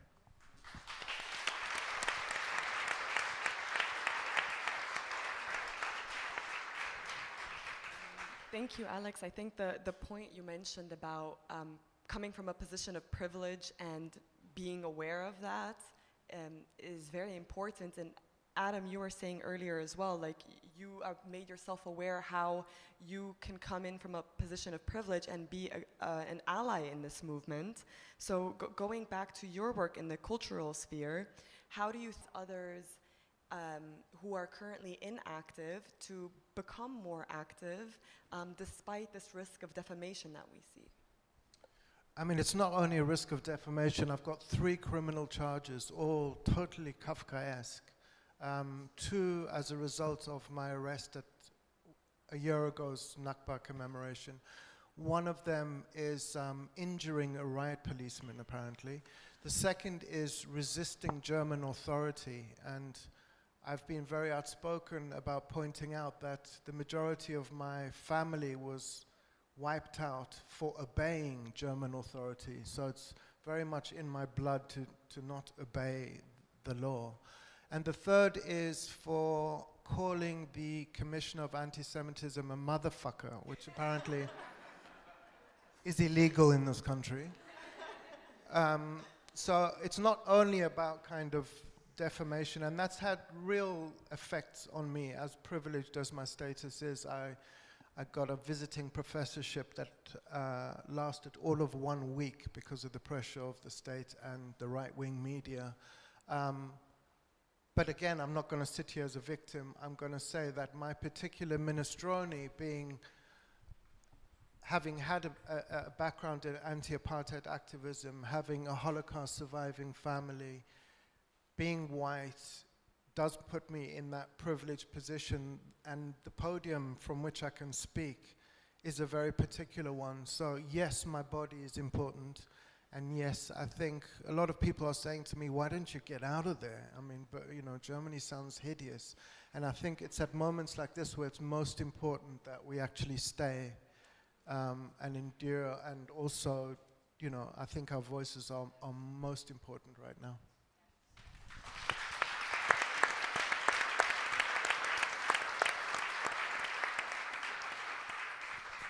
Thank you, Adam. I had one more question within this pillar to you, Yasmin, which is, as Alex was also saying, you have experienced defamation, police violence, home raids, so targeted physically. So what keeps you personally going in the struggle, and what also keeps you hopeful?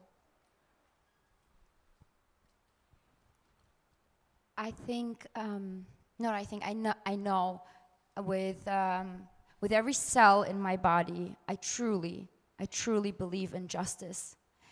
And with every cell in my body, I do know that justice will prevail, especially with all of us really going, if we keep going and we are determined and unapologetic about the ways we resist, about the ways we fight for freedom and justice.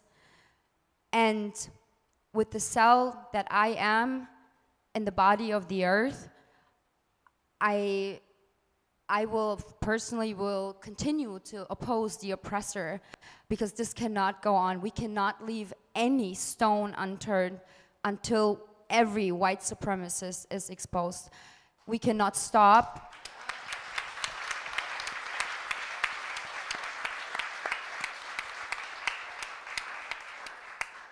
Yeah, we cannot stop, and we will not stop.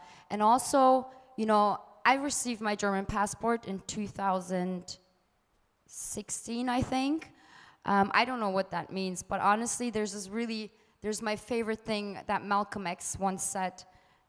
He said, I live like a man who died 20 years ago.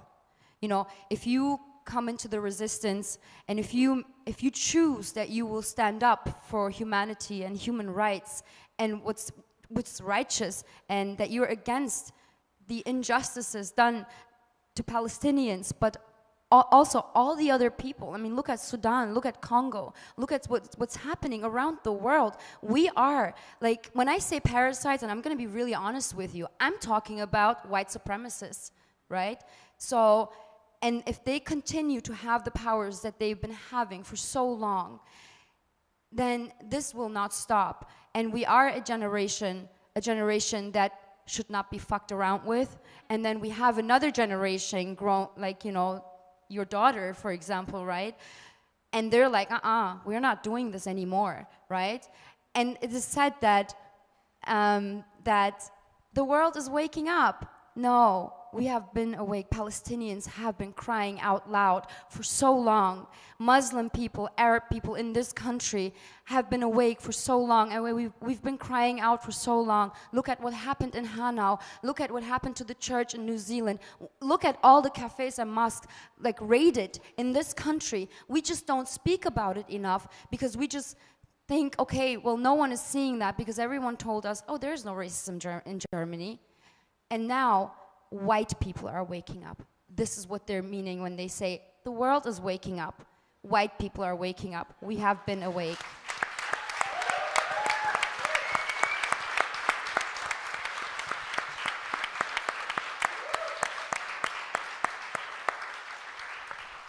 Thank you to the three of you very much for these valuable insights today.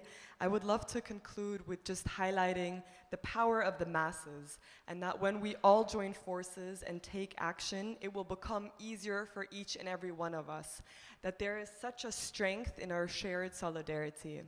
I'd also like to remind you all that tomorrow at 2 o'clock there's going to be an important demonstration at Oranienplatz for Nakba Day, so please be there so we can all be there together to continue to resist.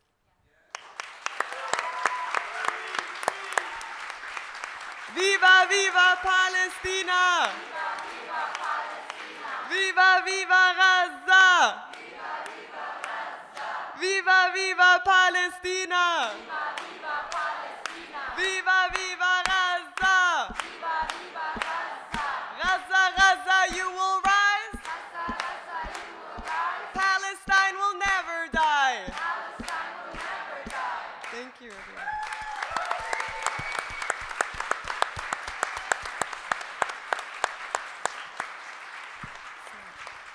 Now we still have a couple of minutes left for some audience questions or remarks. So if you have any, please raise your hand and someone will come to you with a microphone. Do we still have an extra microphone? Or this one? Okay, oh, this one, yes. Who was the first one? Oh, sorry.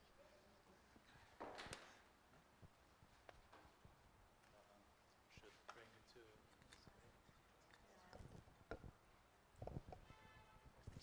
Yeah, hello, and thank you all for your opinions and sharing your experiences. So a lot of you mentioned media, and many times, even today, I heard on CDF there was a talk about anti-Semitism and all that. So you guys mentioned a lot of gaslighting, and I heard a lot on that today. So there was this woman who was trying to use divide or this. So like people trying to tell us or tell other people that you have to this empty talking point, but in the end we hear it a lot. How do you respond to that? It's a question to all of you, but whoever wants to pick it up. I would respond mostly solidarity. And I think when we think tomorrow about and commemorate about the Nakba, we should also be thinking about the genocide that happened in Sri Lanka.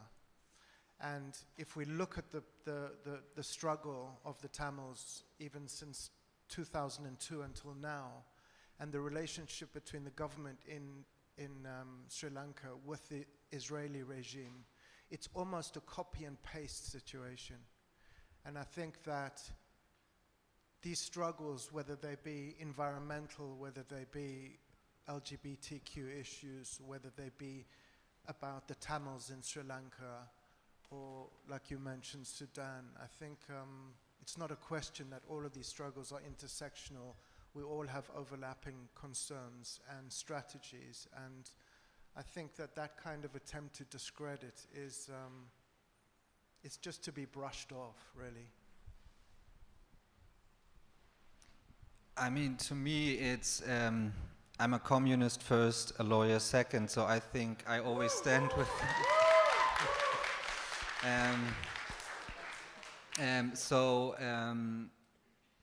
I think it's always important when oppressed people get together, and obviously there's always this intent to divide people who are uniting, because if oppressed people beyond borders, beyond identities, beyond their respective individual lives get together and build something that is stronger than the individual or just one group, then the government becomes scared, and then divide and conquer comes into play. But I think we have to be very aware of the historic moment that we're living through, and the rise of fascism, the rise of authoritarianism, and especially in those times, it's important to build robust movements, and there we have to stand with one another, and we might not agree on every particular issue, but we agree on that we're on the side of the oppressed against the oppressor, and I think that's a good point to start with. And then the mainstream media tries to divide and conquer, and then we need to be strong and not to distance ourselves from somebody in the movement who does something we don't agree with. We need to go talk to them, sort it out, and keep fighting together. We have time for 2 more questions, if anyone has one. Over here. Thank you for your inputs. I have endless comments, but I'll keep it to one. I think I'll go to Alexander with that. Alexander, you were mentioning how you, somehow you don't believe so much in the rule of law, and you've mentioned very clearly, and I really salute you for calling out power and brute force in certain moments. But I do want to suggest something, or propose something. By challenging some of the basic freedoms in this country or laws in this country, which can be utilized very usefully to call out violations, to call out also what Yanis was speaking about earlier. This is not just about Gaza or Yemen, this is about what this all means here. And I think that also answers the question of intersectionality. Some conflicts, all conflicts, come back here. They come back to the center of the empire, of its legal structures, institutional structures, and so on, and none more than Palestine. Because it lies right in the heart of the political economy of this empire, in the settler colonial project of this empire. And so why are these cases, I mean, you even mentioned Ghassan Abu Sitta and Yanis got more publicity than I think they got much less. Why is this not being spoken about somewhere, so that we know what tools are being used against us and what tools we can utilize within this system other than the actual movement and the power struggle? So I think that's, I'll leave it to that. Well, thanks for the question, and this leads into a promotional bit right now, because I work with the European Legal Support Center, which is an Amsterdam-based organization, human rights organization, which is defending Palestinian and pro-Palestinian activism in Europe. And what we're trying to do is empower people who are active. That means we have Know Your Rights sessions. I think we trained more than, thousands, I don't know, a lot of people. It was also digitally, so people could participate from all over Europe. So we did some in German, some in English. So we tried to empower people so that they learn, okay, what is the police allowed to do, what are they not allowed to do? What means concrete terms, not like I can present it here, in concrete terms, what can my activism mean for my residency? How do I register a protest? What does it mean to register a protest? We try to empower people so that they know about this kind of stuff. And obviously, to be honest, just me personally, in dozens and dozens of cases, and then obviously great colleagues, especially Ahmed Abed and Nadia Samour, who have been doing this for way longer than I did. Speaking about white people waking up, by the way. So there's a lot of cases where we always challenge the foundation. Also in the case of Ghassan Abu Sita, our basic argument was saying that the German government calls him a threat to national security because of terrorism. He's a doctor who speaks about his experience. And the judge looked at it, and it was just so logical. So we always try to take it to this foundation. Also when we defend cases of people saying something about the future of Palestine, like from the river to the sea, Palestine will be free. And the police and the state prosecutors say, okay, that means you want to kill Jews, right? And we say, no, that means that we want a democratic future. Some people say it because they want a socialist future for the region. So there's many reasons why people say it, but we always try to take it to the foundation of that. What I mean when I say that I don't believe in the rule of law is, the rule of law is suspended at the very moment that the capitalist state is not getting what it wants. And as soon as they realize, as with the Palestine Congress, okay, our rules kind of stop us from doing what we want here, well, let's just not give a fuck about our own rules. The same when deporting people, when locking people up, when locking poor people up. Well, and the thing is why it works is because there's no public outcry. If you look at what the Palestine Congress means for the history of this country, we will look back at it and talk about it very differently in 10 years. In the newspaper, I talked to my parents who live in a small village, and obviously they follow it because of me, but they were like, okay, there was like, it wouldn't have reached us. It just wouldn't have, or just the defamation in the big newspapers was like, okay, there was a group of Islamists gathering to basically plan how to best kill Jews. This is how it was presented in a lot of the media. So I think that is what I say. Obviously, I spend a lot of hours every day to fight it legally and to try to remind the state of its own rules.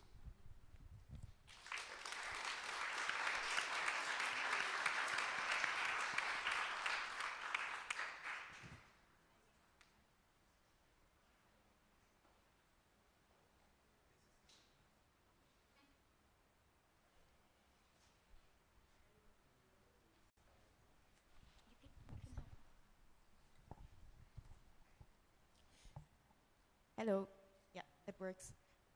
My question is to Alexander and both to Yasmin. Maybe just a quick reply that you can give.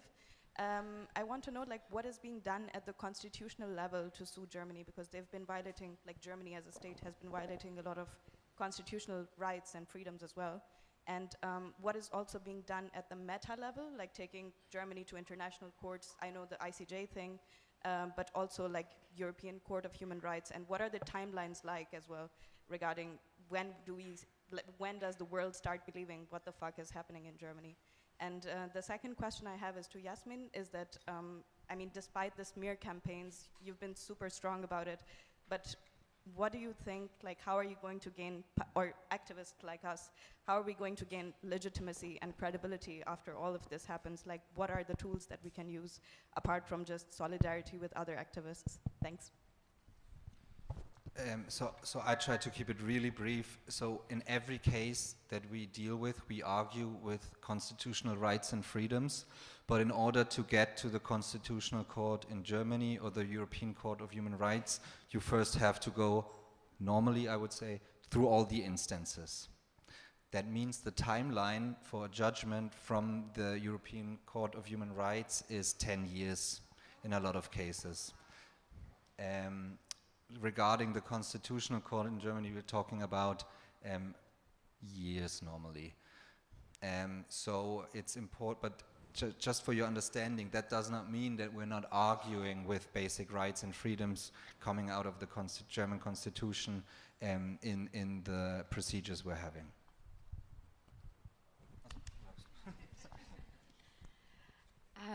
I'm not sure if I got your question right. So you were asking how we could gain legitimacy, and so there are many ways to answer this question. If you say public, I'm asking myself, who is the public? If you're meaning racist Germans or white supremacists, I wouldn't want to be equal to them. Why would I want to be equal to white supremacists and be legitimized by someone who is enabling genocide and murdering thousands, millions of people throughout history? I am someone who truly believes that something like ICJ and all of these organizations that are so afraid to call it what it is, which is a genocide, well, we're going to have to build our own.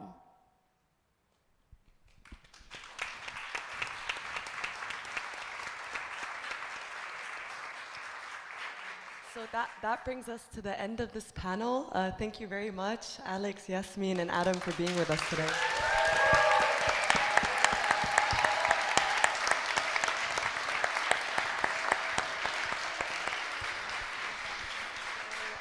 Now I would like to introduce Strengthening the Palestine Movement.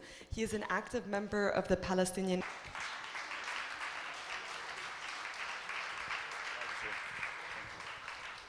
Ja, hallo und schönen guten Abend. Genau, ich freue mich, dass ich hier bin. Kurz und knapp, es geht darum, wir stehen vor einer sehr, sehr wichtigen Möglichkeit, uns daran zu beteiligen, an einem demokratischen Festival, die europäischen Wahlen. Und ja, ich möchte jetzt nicht viel über unsere palästinensische Community sprechen. Ich glaube, alle kennen schon mittlerweile die palästinensische Community, hatten schon sehr viel Erfahrung mit denen, aber auch mit der Soli-Bewegung, die ja sehr unterschiedlich ist, sehr bunt ist und vielfältig. Was ich versuche mit anderen Akteuren und Aktivisten in der palästinensischen Community, wir versuchen, die Palästinenser und alle, die in der Soli-Bewegung sind, zu sensibilisieren, an diesen Wahlen teilzunehmen. Es ist sehr schwer, weil damals wir die Erfahrung hatten mit den etablierten Parteien, die uns ja meistens einiges versprochen haben und am Ende nichts daraus wurde. Wir wurden immer wieder enttäuscht.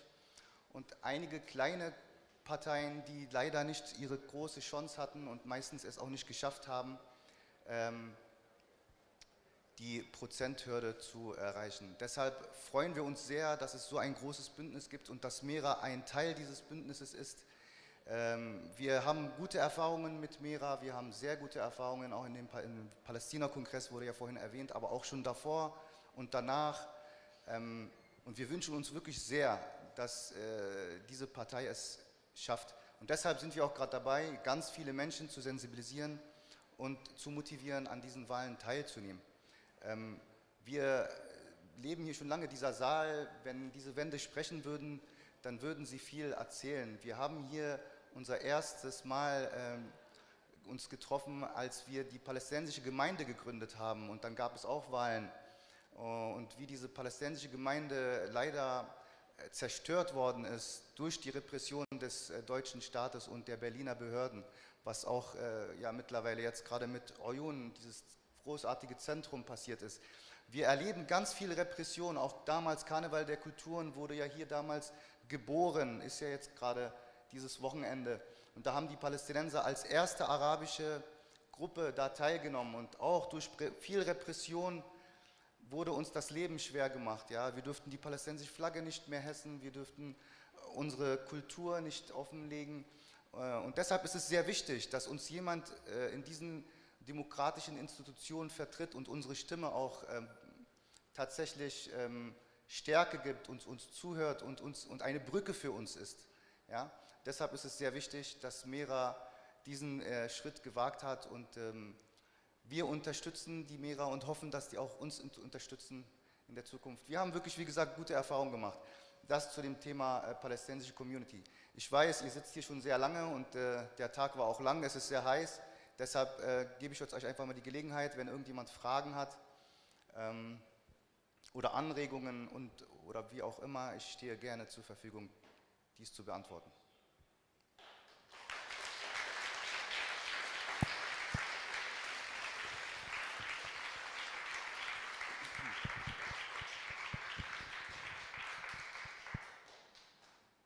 Ja, bitte.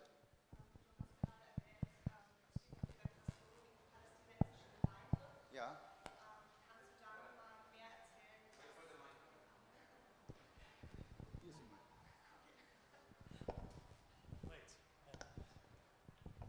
Also danke erstmal für deine Worte und ich wollte fragen, weil du gerade über die Repression der palästinensischen Gemeinde in Berlin wahrscheinlich auch erzählt hast, ob du da nochmal, weil das jetzt gerade etwas ist, was ich selber jetzt gerade anfange auch ein bisschen aufzuarbeiten, auch über andere gerade KünstlerInnen, also ich bin aus der Medienbranche, die mir eben erzählt haben, was sie auch in den vergangenen 10, 20 Jahren teilweise erlebt haben.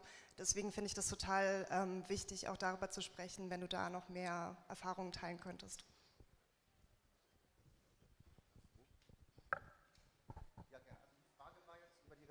Nochmal zu sprechen. Genau, richtig. Also, ich könnte jetzt stundenlang über viele F4 erzählen ungefähr. Und schon da ging es los in den Universitäten, in den Hochschulen, was wir jetzt auch nochmal in großen Maßen erleben, haben wir damals in kleinen Maßen erlebt.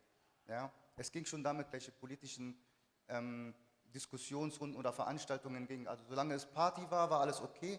Aber sobald man irgendwie den Dialog gesucht hat, wurde dann Gebetsraum. Wir hatten damals einen Gebetsraum an der TU, an der heiligen Berliner die technische TFH, Technische Fachhochschule Berlin, wurden zugemacht.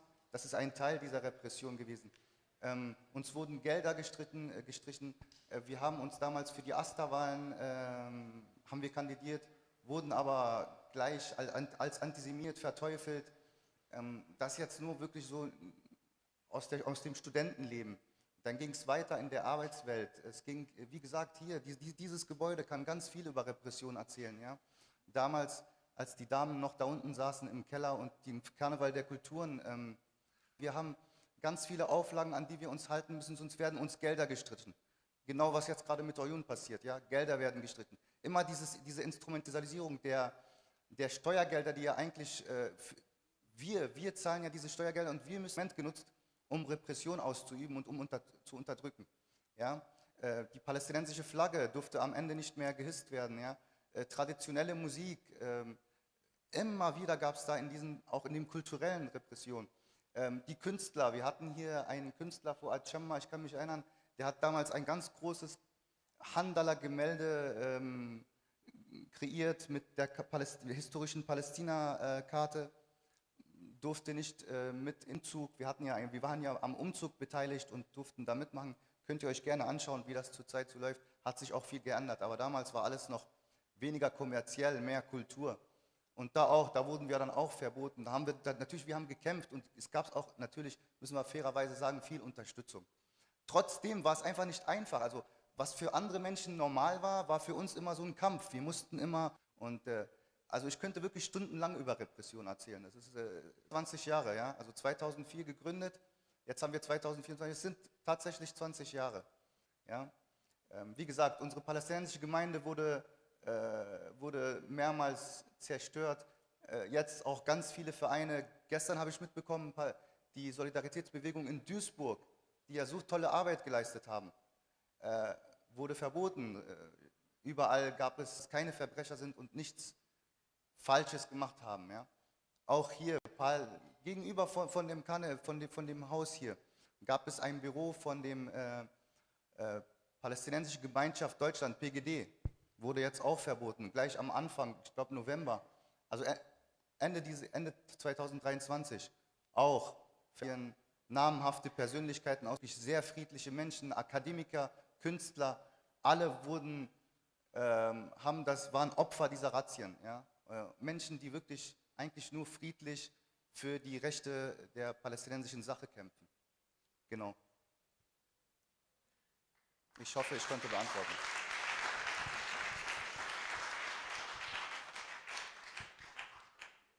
Gibt es noch weitere Fragen?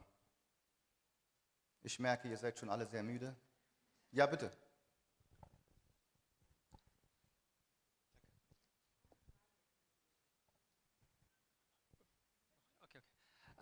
Also es gibt ja offensichtlich eine ganze Menge von Repressionen, über die wir sprechen könnten, ob jetzt für eure Gruppe oder für auch andere Gruppen, vor allen Dingen ja ganz intensiviert seit dem 7. Oktober.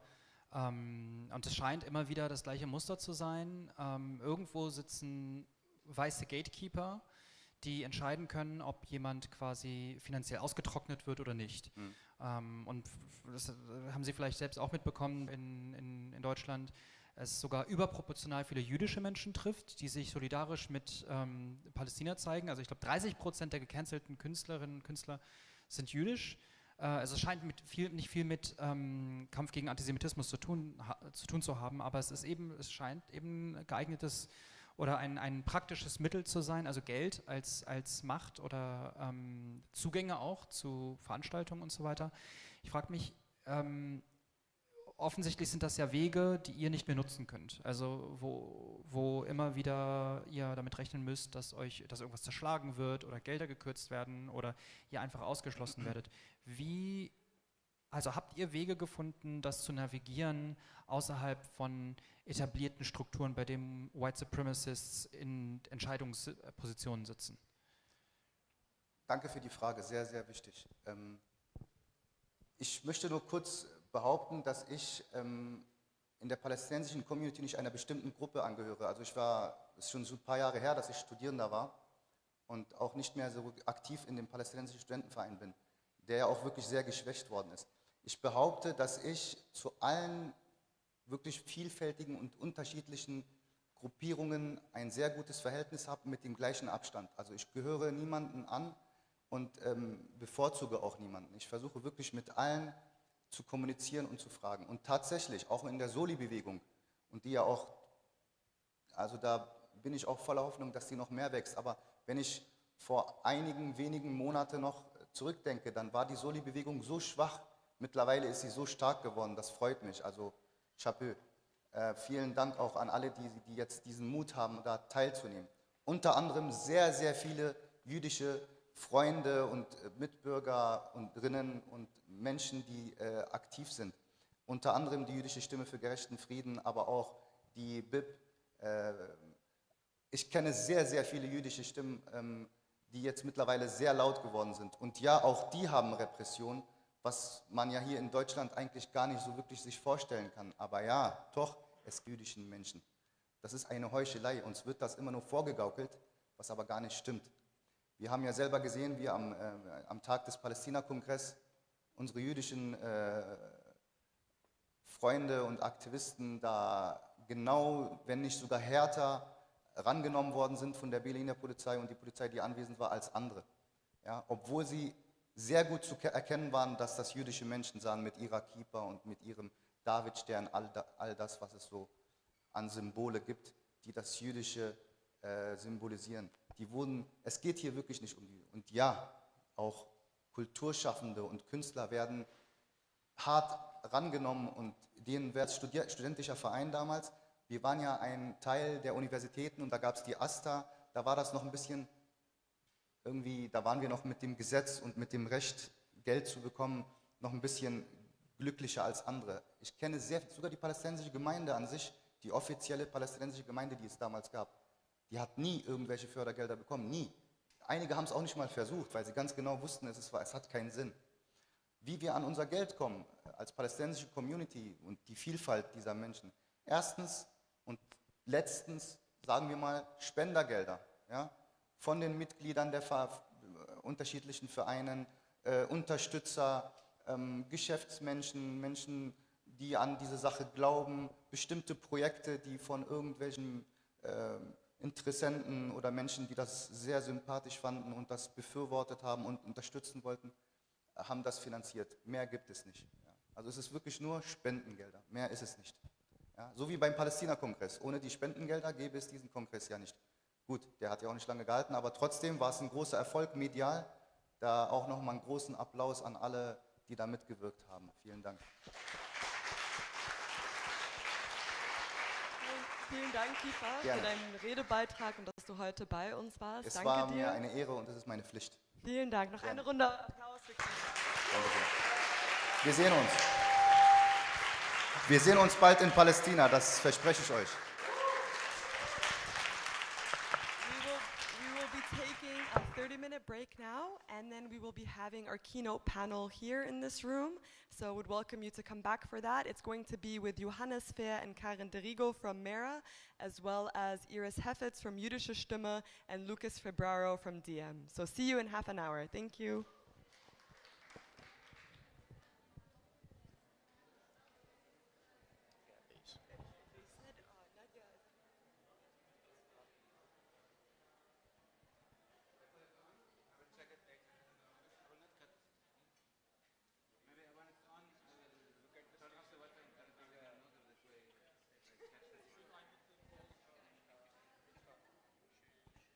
I don't know, look at like, if you, I can show you here, like, it was like, you know, it was supposed to be stable like this at 5,000. This is like, I'm sending like a very small seed, you know, not only 5,000 Mbit. Yeah. And it's just, and so it's cutting a lot.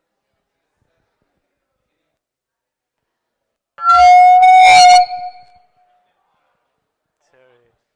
Ich wollte das noch, Entschuldigung. Was hast du hier?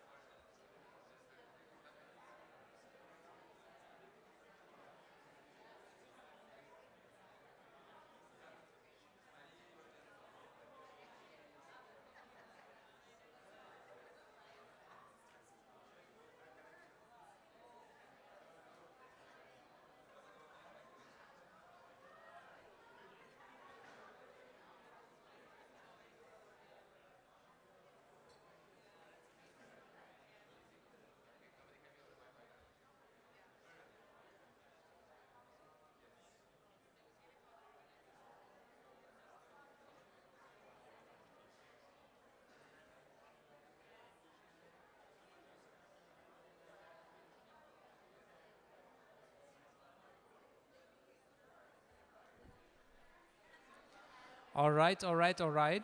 Ich heiße Ayarbah. Ich komme aus Gaza, Palästina. We wanted to make you awake again after the break. Welcome back. Before we are continuing with our evening panel and to try give an attempt to bring it all together after a great day so far, we showed you one campaign spot earlier, which was about inequality and the need of a green transition. And we have two more campaign spots. One has already been published, so maybe some of you have seen it, the other one not. And we're going to see them now, and they are also have been or will be shown on public television in Germany, on ARD and ZDF. And these two are about Palestine or what is happening in Germany with Palestine and that issue that is most dear to our heart. You will see Ayarbah and Karin de Rigo featured in these two spots, and yeah, let's go right into them.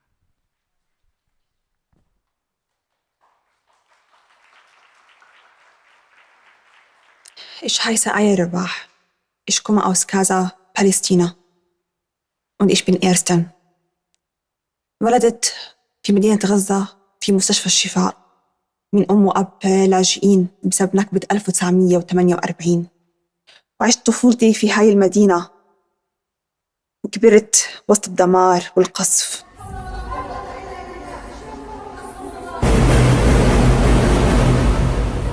عشت وسط هدول الناس، حبيت كتير مدينتي وحبيت أهلي وناسي. كبرت درست طب ورجعت بلشت تحقيق هذا الحلم بمستشفى الشفاء. في الأشهر الأخيرة تفجر الألم من جديد وبلشت مشاعر الخوف، مشاعر النزوح، مشاعر إنه عم نفقد بلدنا من جديد زي النكبة. ضليتي هون بألمانيا أشتغل كطبيبة، بس من ناحية ثانية كنت أتواجه بالبرود والصمت.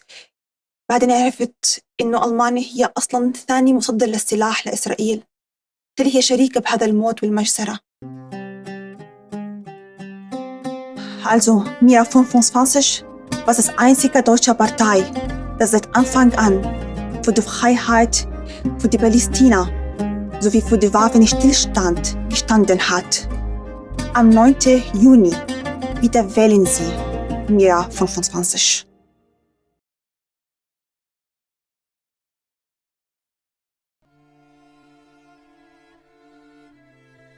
Seit dem 7. Oktober ist alles anders. Auf unserem Smartphone sehen wir jeden Tag Tod und Zerstörung. Ein Genozid live. 2 Millionen Menschen, die kollektiv bestraft werden. 31.000 Menschen wurden ermordet. 13.000 Kinder mit deutschen Waffen. Gaza verblutet. Gaza wird ausgehungert. Jeden einzelnen Tag. Wir stehen Seite an Seite mit unseren Brüdern und Schwestern aus Palästina, die unermüdlich Widerstand leisten. Nicht nur seit dem 7. Oktober, sondern seit 75 Jahren. Und was ist Deutschlands Antwort? Sie kriminalisieren Juden, Muslime. Sie nennen uns Antisemiten und Terroristen. Deutschland zeigt mit aller Gewalt, dass wir kein Mitspracherecht haben. Hey Deutschland, was ist eigentlich aus Nie wieder geworden? Für uns bei MERA25 bedeutet nie wieder für alle. Deswegen fordern wir einen sofortigen Waffenstillstand und ein Ende der Waffenlieferungen an Israel. Wir stehen für Frieden und Menschenrecht. Wo stehst du? Am 9. Juni bei der Europawahl MERA25 wählen.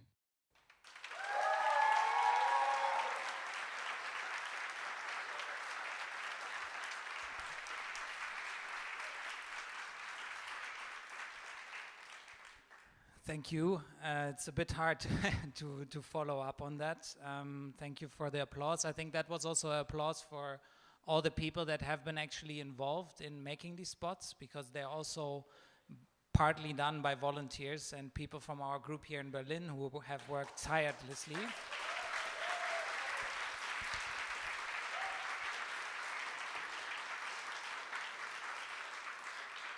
I will not start naming names because then the list is very long, but the people here I think know who I mean.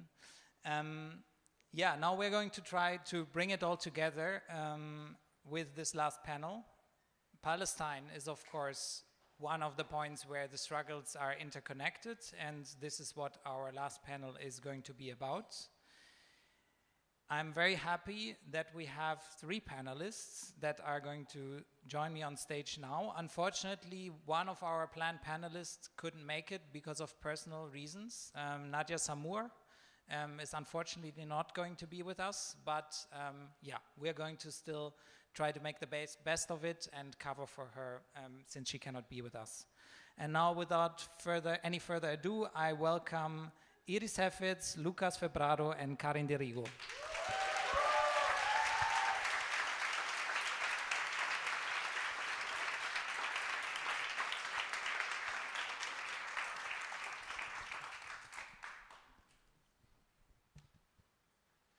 Also, for the people online that might be watching, just still wanted to mention that Nadia Samour is a German Palestinian lawyer specialized in international criminal law, and actually has been part of a team that took the German, or takes the German government to court over its complicity in the weapon deliveries to Israel. So follow up on her work if you can. We have Iris Hefetz with us. Most of you probably know her. She's a member and I think former spokesperson of the Jewish Voice for Peace, the German organization, and has gotten very famous with her one-woman protest in front of Hermannplatz, close by, in the beginning, when even protesting was still forbidden in this country. We have Lucas Febraro. Probably you also all know him. He's an activist. He's with DiEM25 since a long time, and I would maybe describe him as a now prominent online voice for justice. And Karin de Rigo doesn't need any further introduction because we've just seen her on the video and heard her speaking already. Our MERA25 lead candidate for the European elections in Germany.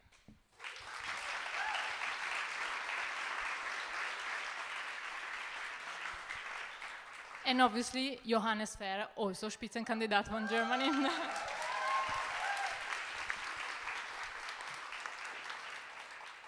Thank you. Yeah, let's talk about it. How are the different struggles connected? And I would just like to ask the same question to all 3 of you in the beginning. What do you think, and how is your thinking about how different struggles for topics like peace, equality, climate justice, humanism, freedom are actually connected from your point of view? Maybe, we have now by chance taken this order of sitting, so maybe we go in this order. First, Iris. Okay. Yeah, it's working? Okay. Okay. Good evening, and thank you for the invitation. Today I'll speak maybe about the things that I think that interconnect or connect all these struggles, maybe from my point of view and also, from my work with people who suffers, but also if we think psychoanalytically or psychologically about us. I mean, we're talking about relationship between people. And we are all dependent upon one another. And what we see now, actually, with this ongoing genocide, I would say now, is that we are really in the hands of people who doesn't care, or people who don't care. And this not caring is something that we feel every day. I think for me it was really striking to see one maybe picture that is really the scene of all that. There was, I think it was a month ago or something like that, it was on the news that Israel was sending to the heaven of, to the sky of Gaza, drones, that's the word in English, yeah, that are imitating the voices of crying children and crying women.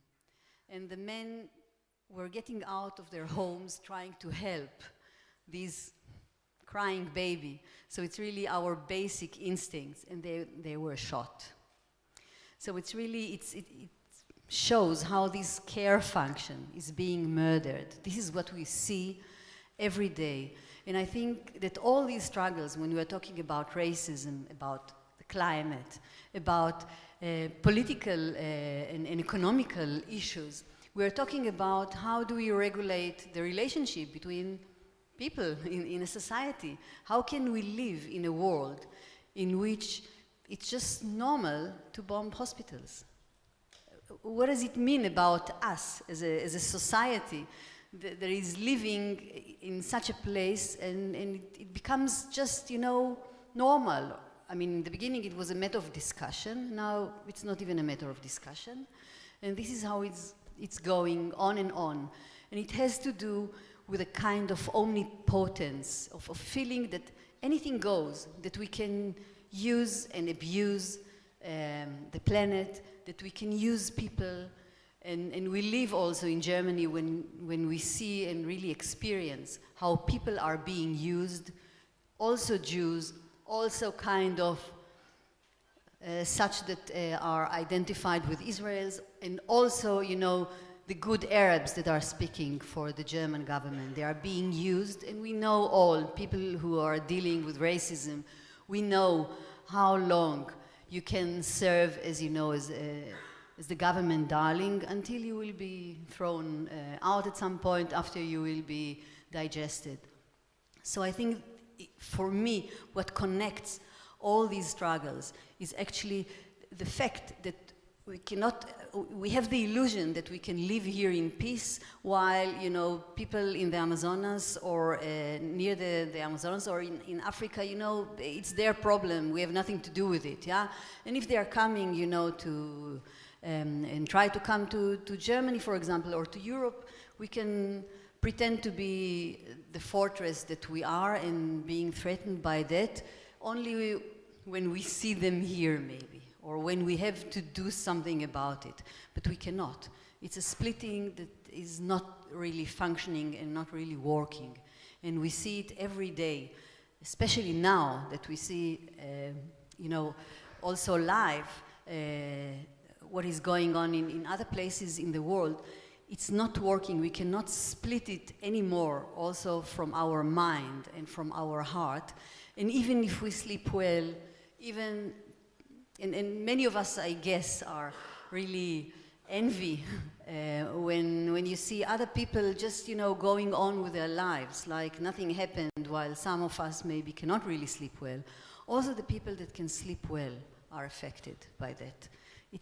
It's in the air. We cannot be unaffected from such a huge change in the world that is going on, and we are part of it. So this is what is, for me, the connection.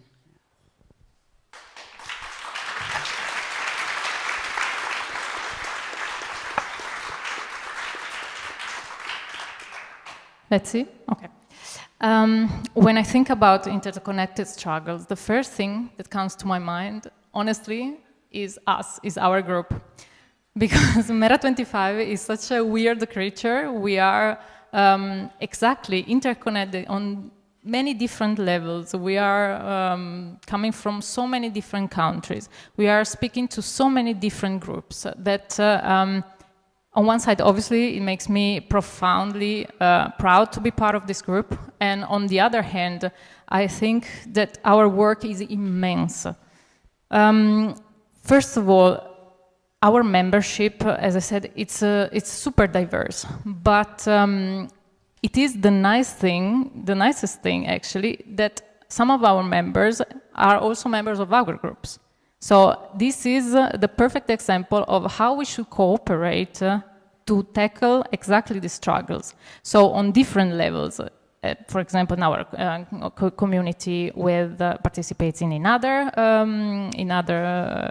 struggles, organizations, let's say, but also then expanding it in the nations, in the countries, but also on different levels, because one other important topic, we are staying for workers. So like the work with trade unions should be enhanced in every single country. And the trade unions, for example, what is happening also here is that they are also pro-Palestine. So this is exactly what is interconnectionality. Taking some topics and sharing them with others without prejudices. Because this is in the end what is stopping us from really living in peace and solidarity. We have too much fear because the society, the media, the politicians tells us that we need to fear the others, which is exactly the contrary. Still, the problems of society are so big, and at the same time, our lives are so difficult in our daily challenges that we have a democratic problem that needs to be exactly tackled from the base, which means to start addressing gender, race, class discriminations in order to rethink democracy.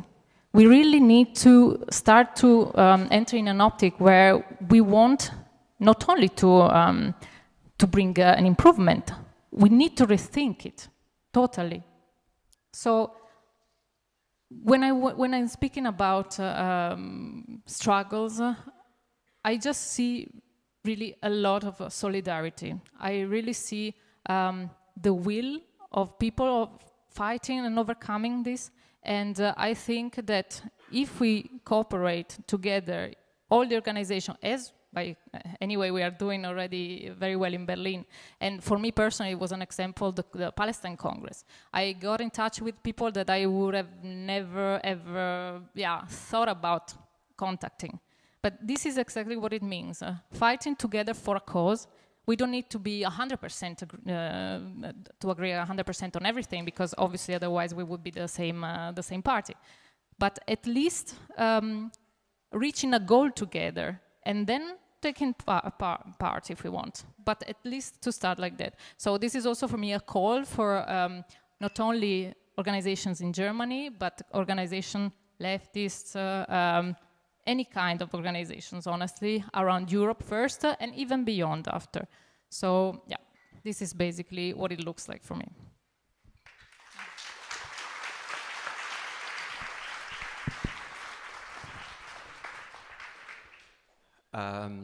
To add to what was already said, what connects all of these struggles, the one also specifically the ones that you mentioned in the beginning, Johannes? Capitalism. I'm a real basic Marxist like that. Capitalism connects all of them. You know, when we talk a lot, especially these days, a lot about colonialism and imperialism. These are products of capitalism in our age. The same companies that are making a killing out of the genocide of Palestinians are, a lot of them, the same companies making a killing with the mass murder of migrants in the Mediterranean. You know, these drones that you see that you hear buzzing in Gaza all the time are the same drones that migrants in the Mediterranean hear buzzing above them right before they either drown or are taken back to Libya to God knows what fate, courtesy of Frontex. You know, a lot of the same people making a killing doing those things are the same people making a killing exploiting places like the Amazon. Climate change is fueled by the rapacious search for profit. So there's an elephant in the room here, and I think we can't ignore it. We have to name it, and we have to really mean it when we name it. We can just say it from our mouths like a lot of people do. And we need to acknowledge that to be involved in these interconnected struggles means fighting, daring to fight capitalism and daring to dream of something better. It's not the only evil in the world, but it's arguably the biggest evil in the world. It encourages the individualization that's killing our societies, and that enables so many of these crimes to take place in the first place, and so many people to switch off completely and ignore them. It's a terrible system. It's way past its expiration date, and we need to dismantle it and build something better.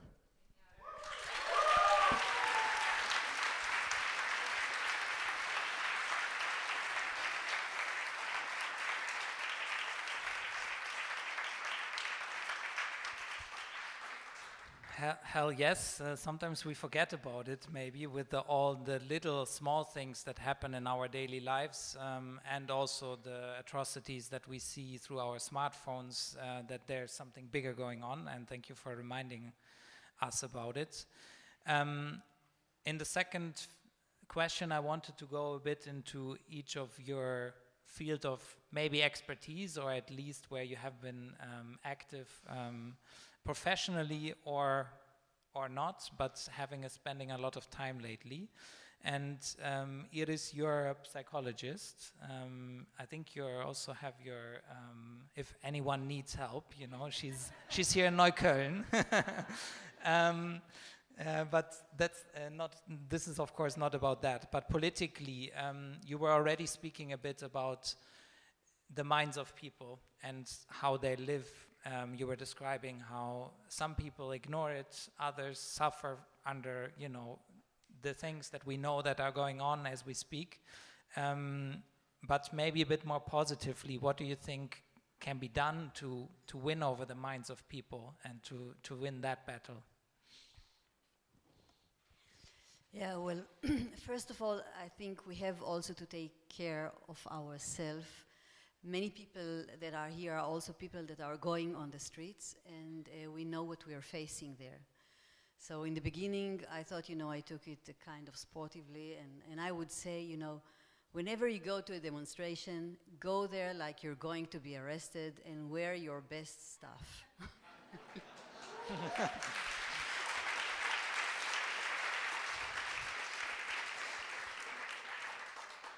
Now, you know, what we are now experiencing is a very big geopolitical event. It's not only about Palestine.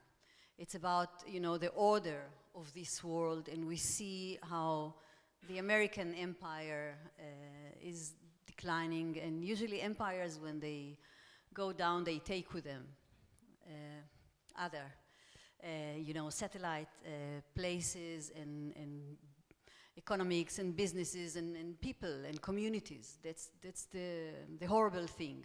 And of course that they are very threatened about it. So on one hand we are part of something which is, you know, very big in this scene. On the other hand, we are in Germany, which is actually a very important place in the European Union.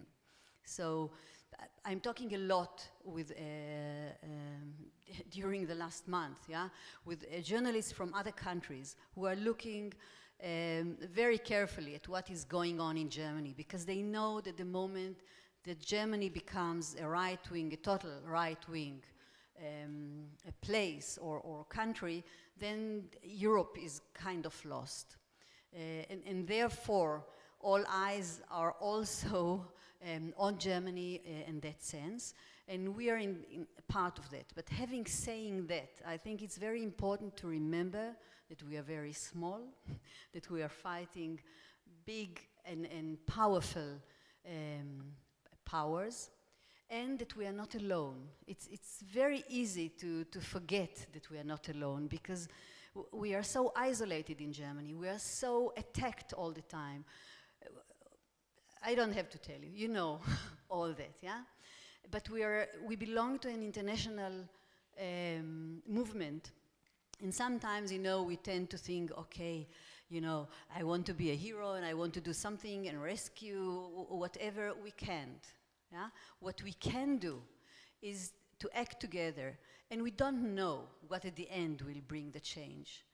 It's like, you know, with South Africa or the wall here in Germany. At some point, something happens, or now also what we see in colleges and universities in the USA. We all know that it did not start now.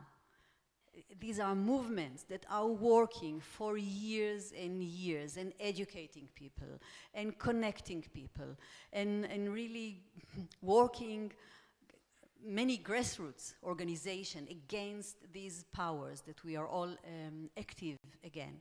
So we are part of a very big global movement, and every one of us can do something which is very small, you know, but together this is our power, because and we see also how afraid they are.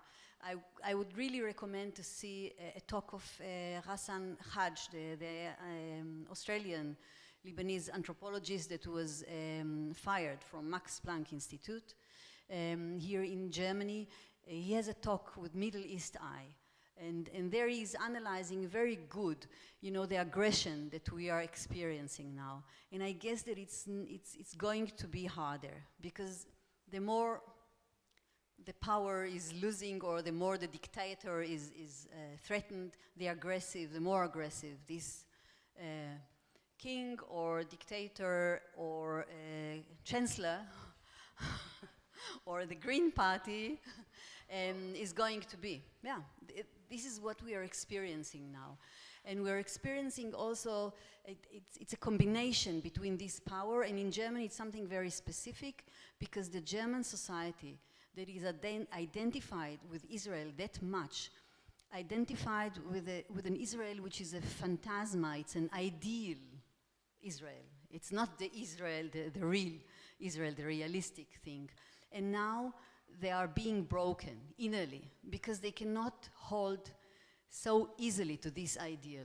They are trying to defend also this good Jew who is always a victim, you know, this cliche of not being able to see people as human beings.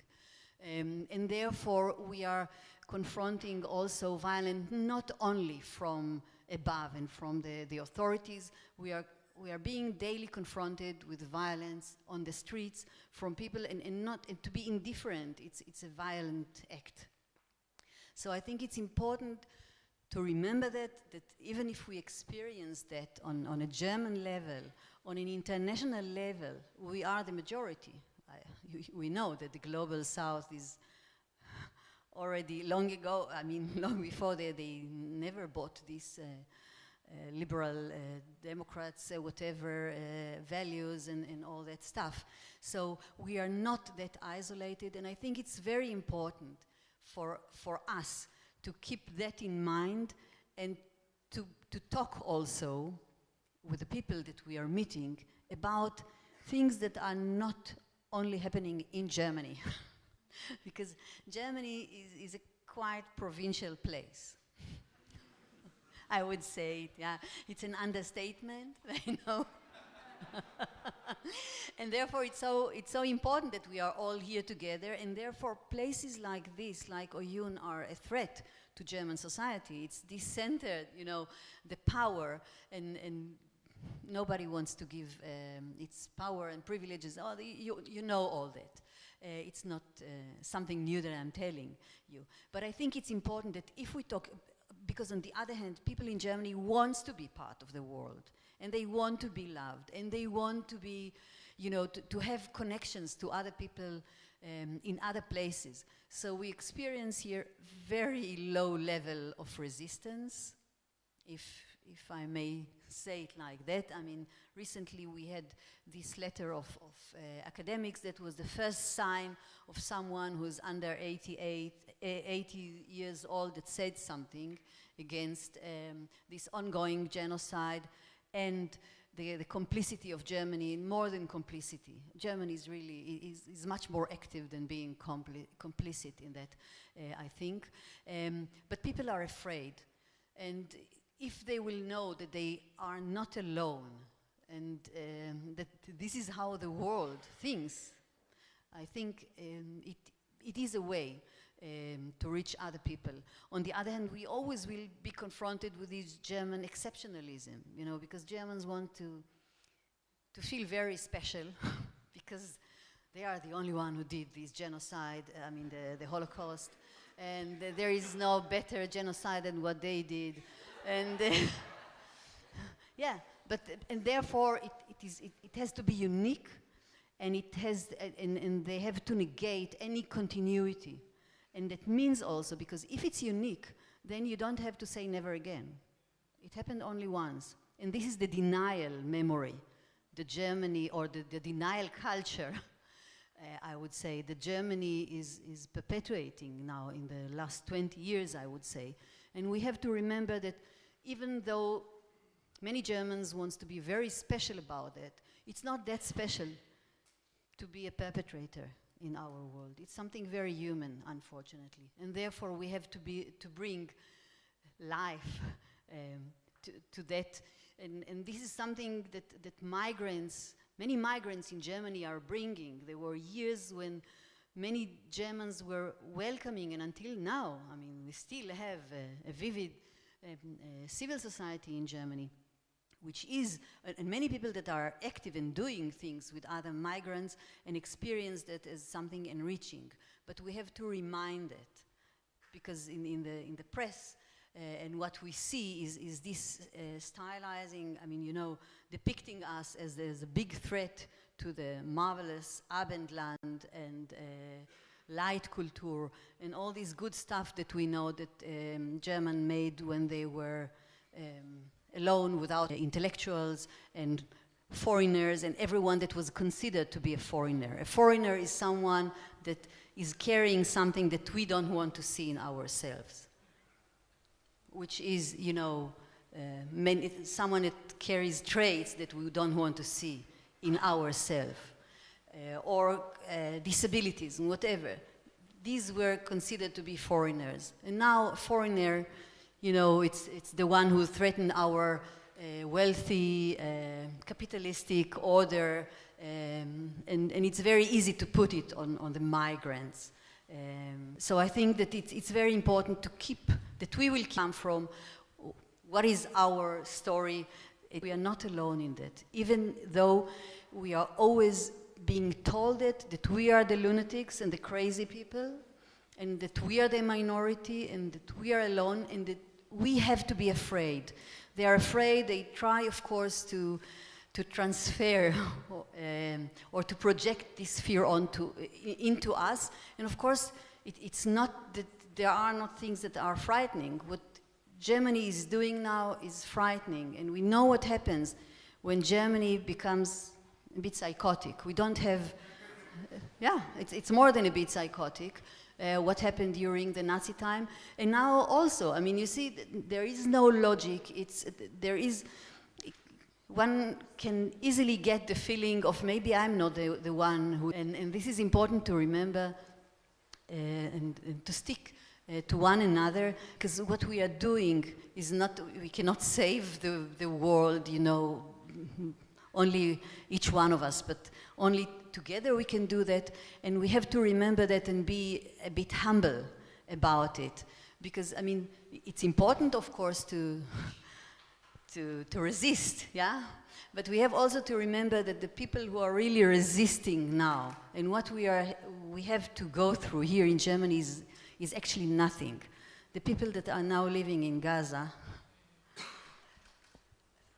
more than 7 months, I don't know, I mean, more than 220 days, they are heroes. I mean,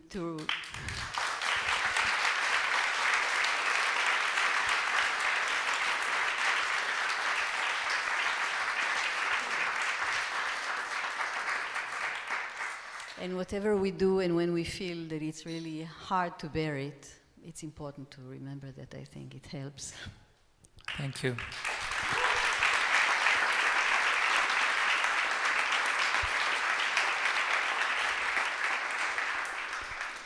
Thank you so much.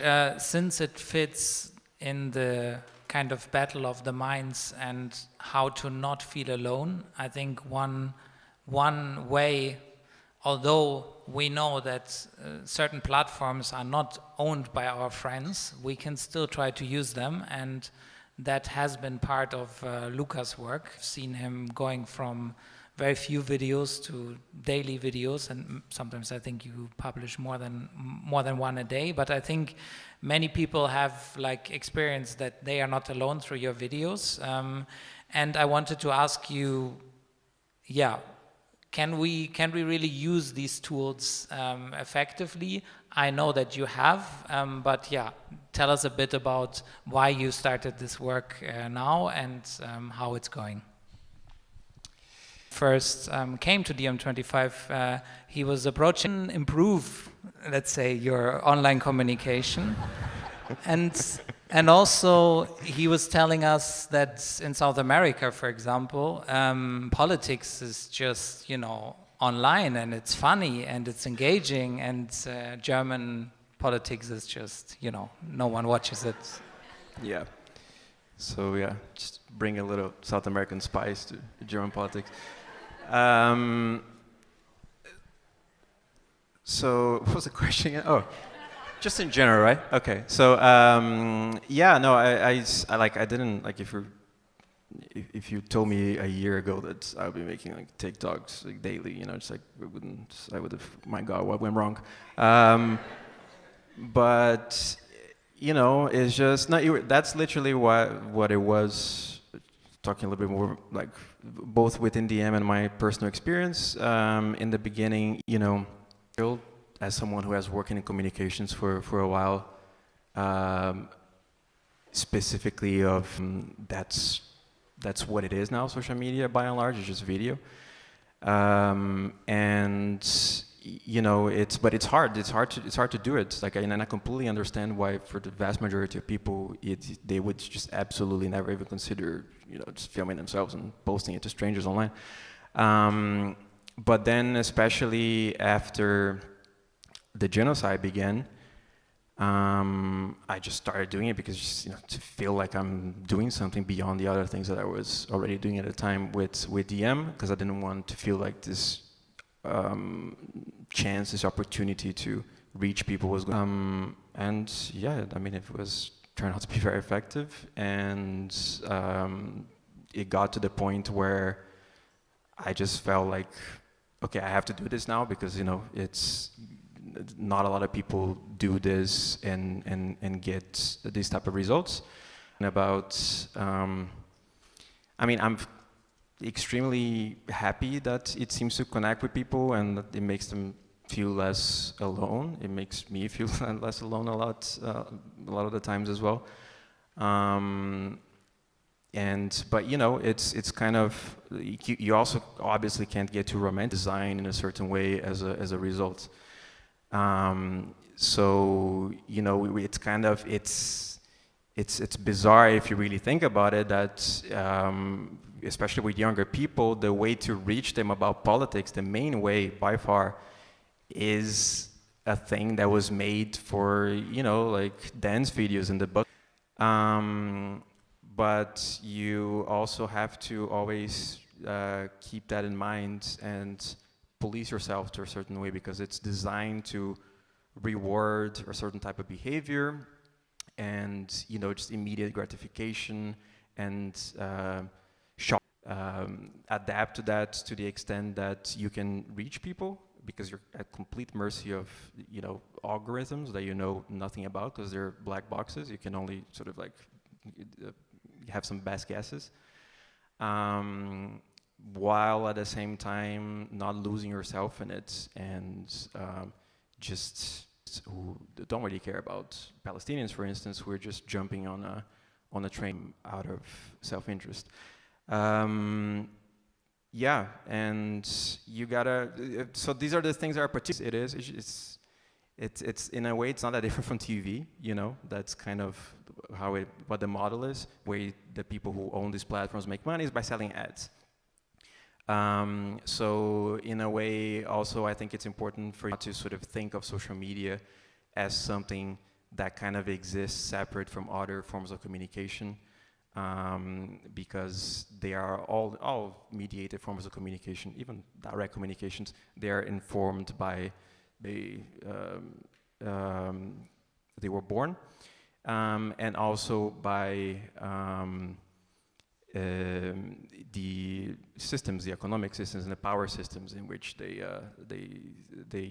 came into shape as well. And social media is no different. So the same way that when we give a political speech or when we do, you're playing on some of the conventions that were established in cinema and television, you know, rhetoric, if you want to go back a lot older than that. Social media is also shaped by the society that we live in. And in that way, it's not that particular or that special.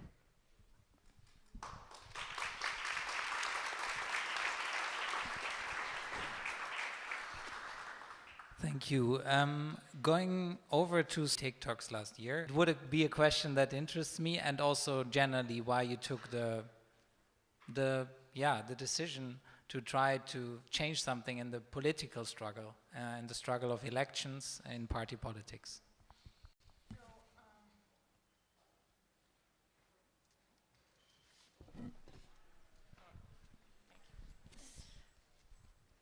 Okay. In the same way as Lucas, their politics, a very interesting topic, but for other people, not for me. My grandpa was a communist in the 70s. He had time in the companies in order to get simple rights like holidays, sickness, leave, and stuff like this. So it has always accompanied me, but the political landscape in Italy, where I was born, is still so bad that to enter there into politics. So until very recently, when I Varoufakis, obviously, brilliant ideas and very different from what everybody else was here in Germany. And then I could find a local group here in Berlin that welcomed me immediately without asking me anything, basically. And I became almost immediately then involved, because there is freedom. There was a totally different approach, and the party came after, because although I believe that it's fundamental to have a movement, because the grassroots cannot enter into the parliament. So, and we need to, I think, to try from every different angle to fight. So Germany, I read the program, first of all. I knew it already from Diem, because it's decided by Diem in general. But I couldn't find one single topic that I didn't agree with, which was a shocking experience. So when last summer we discussed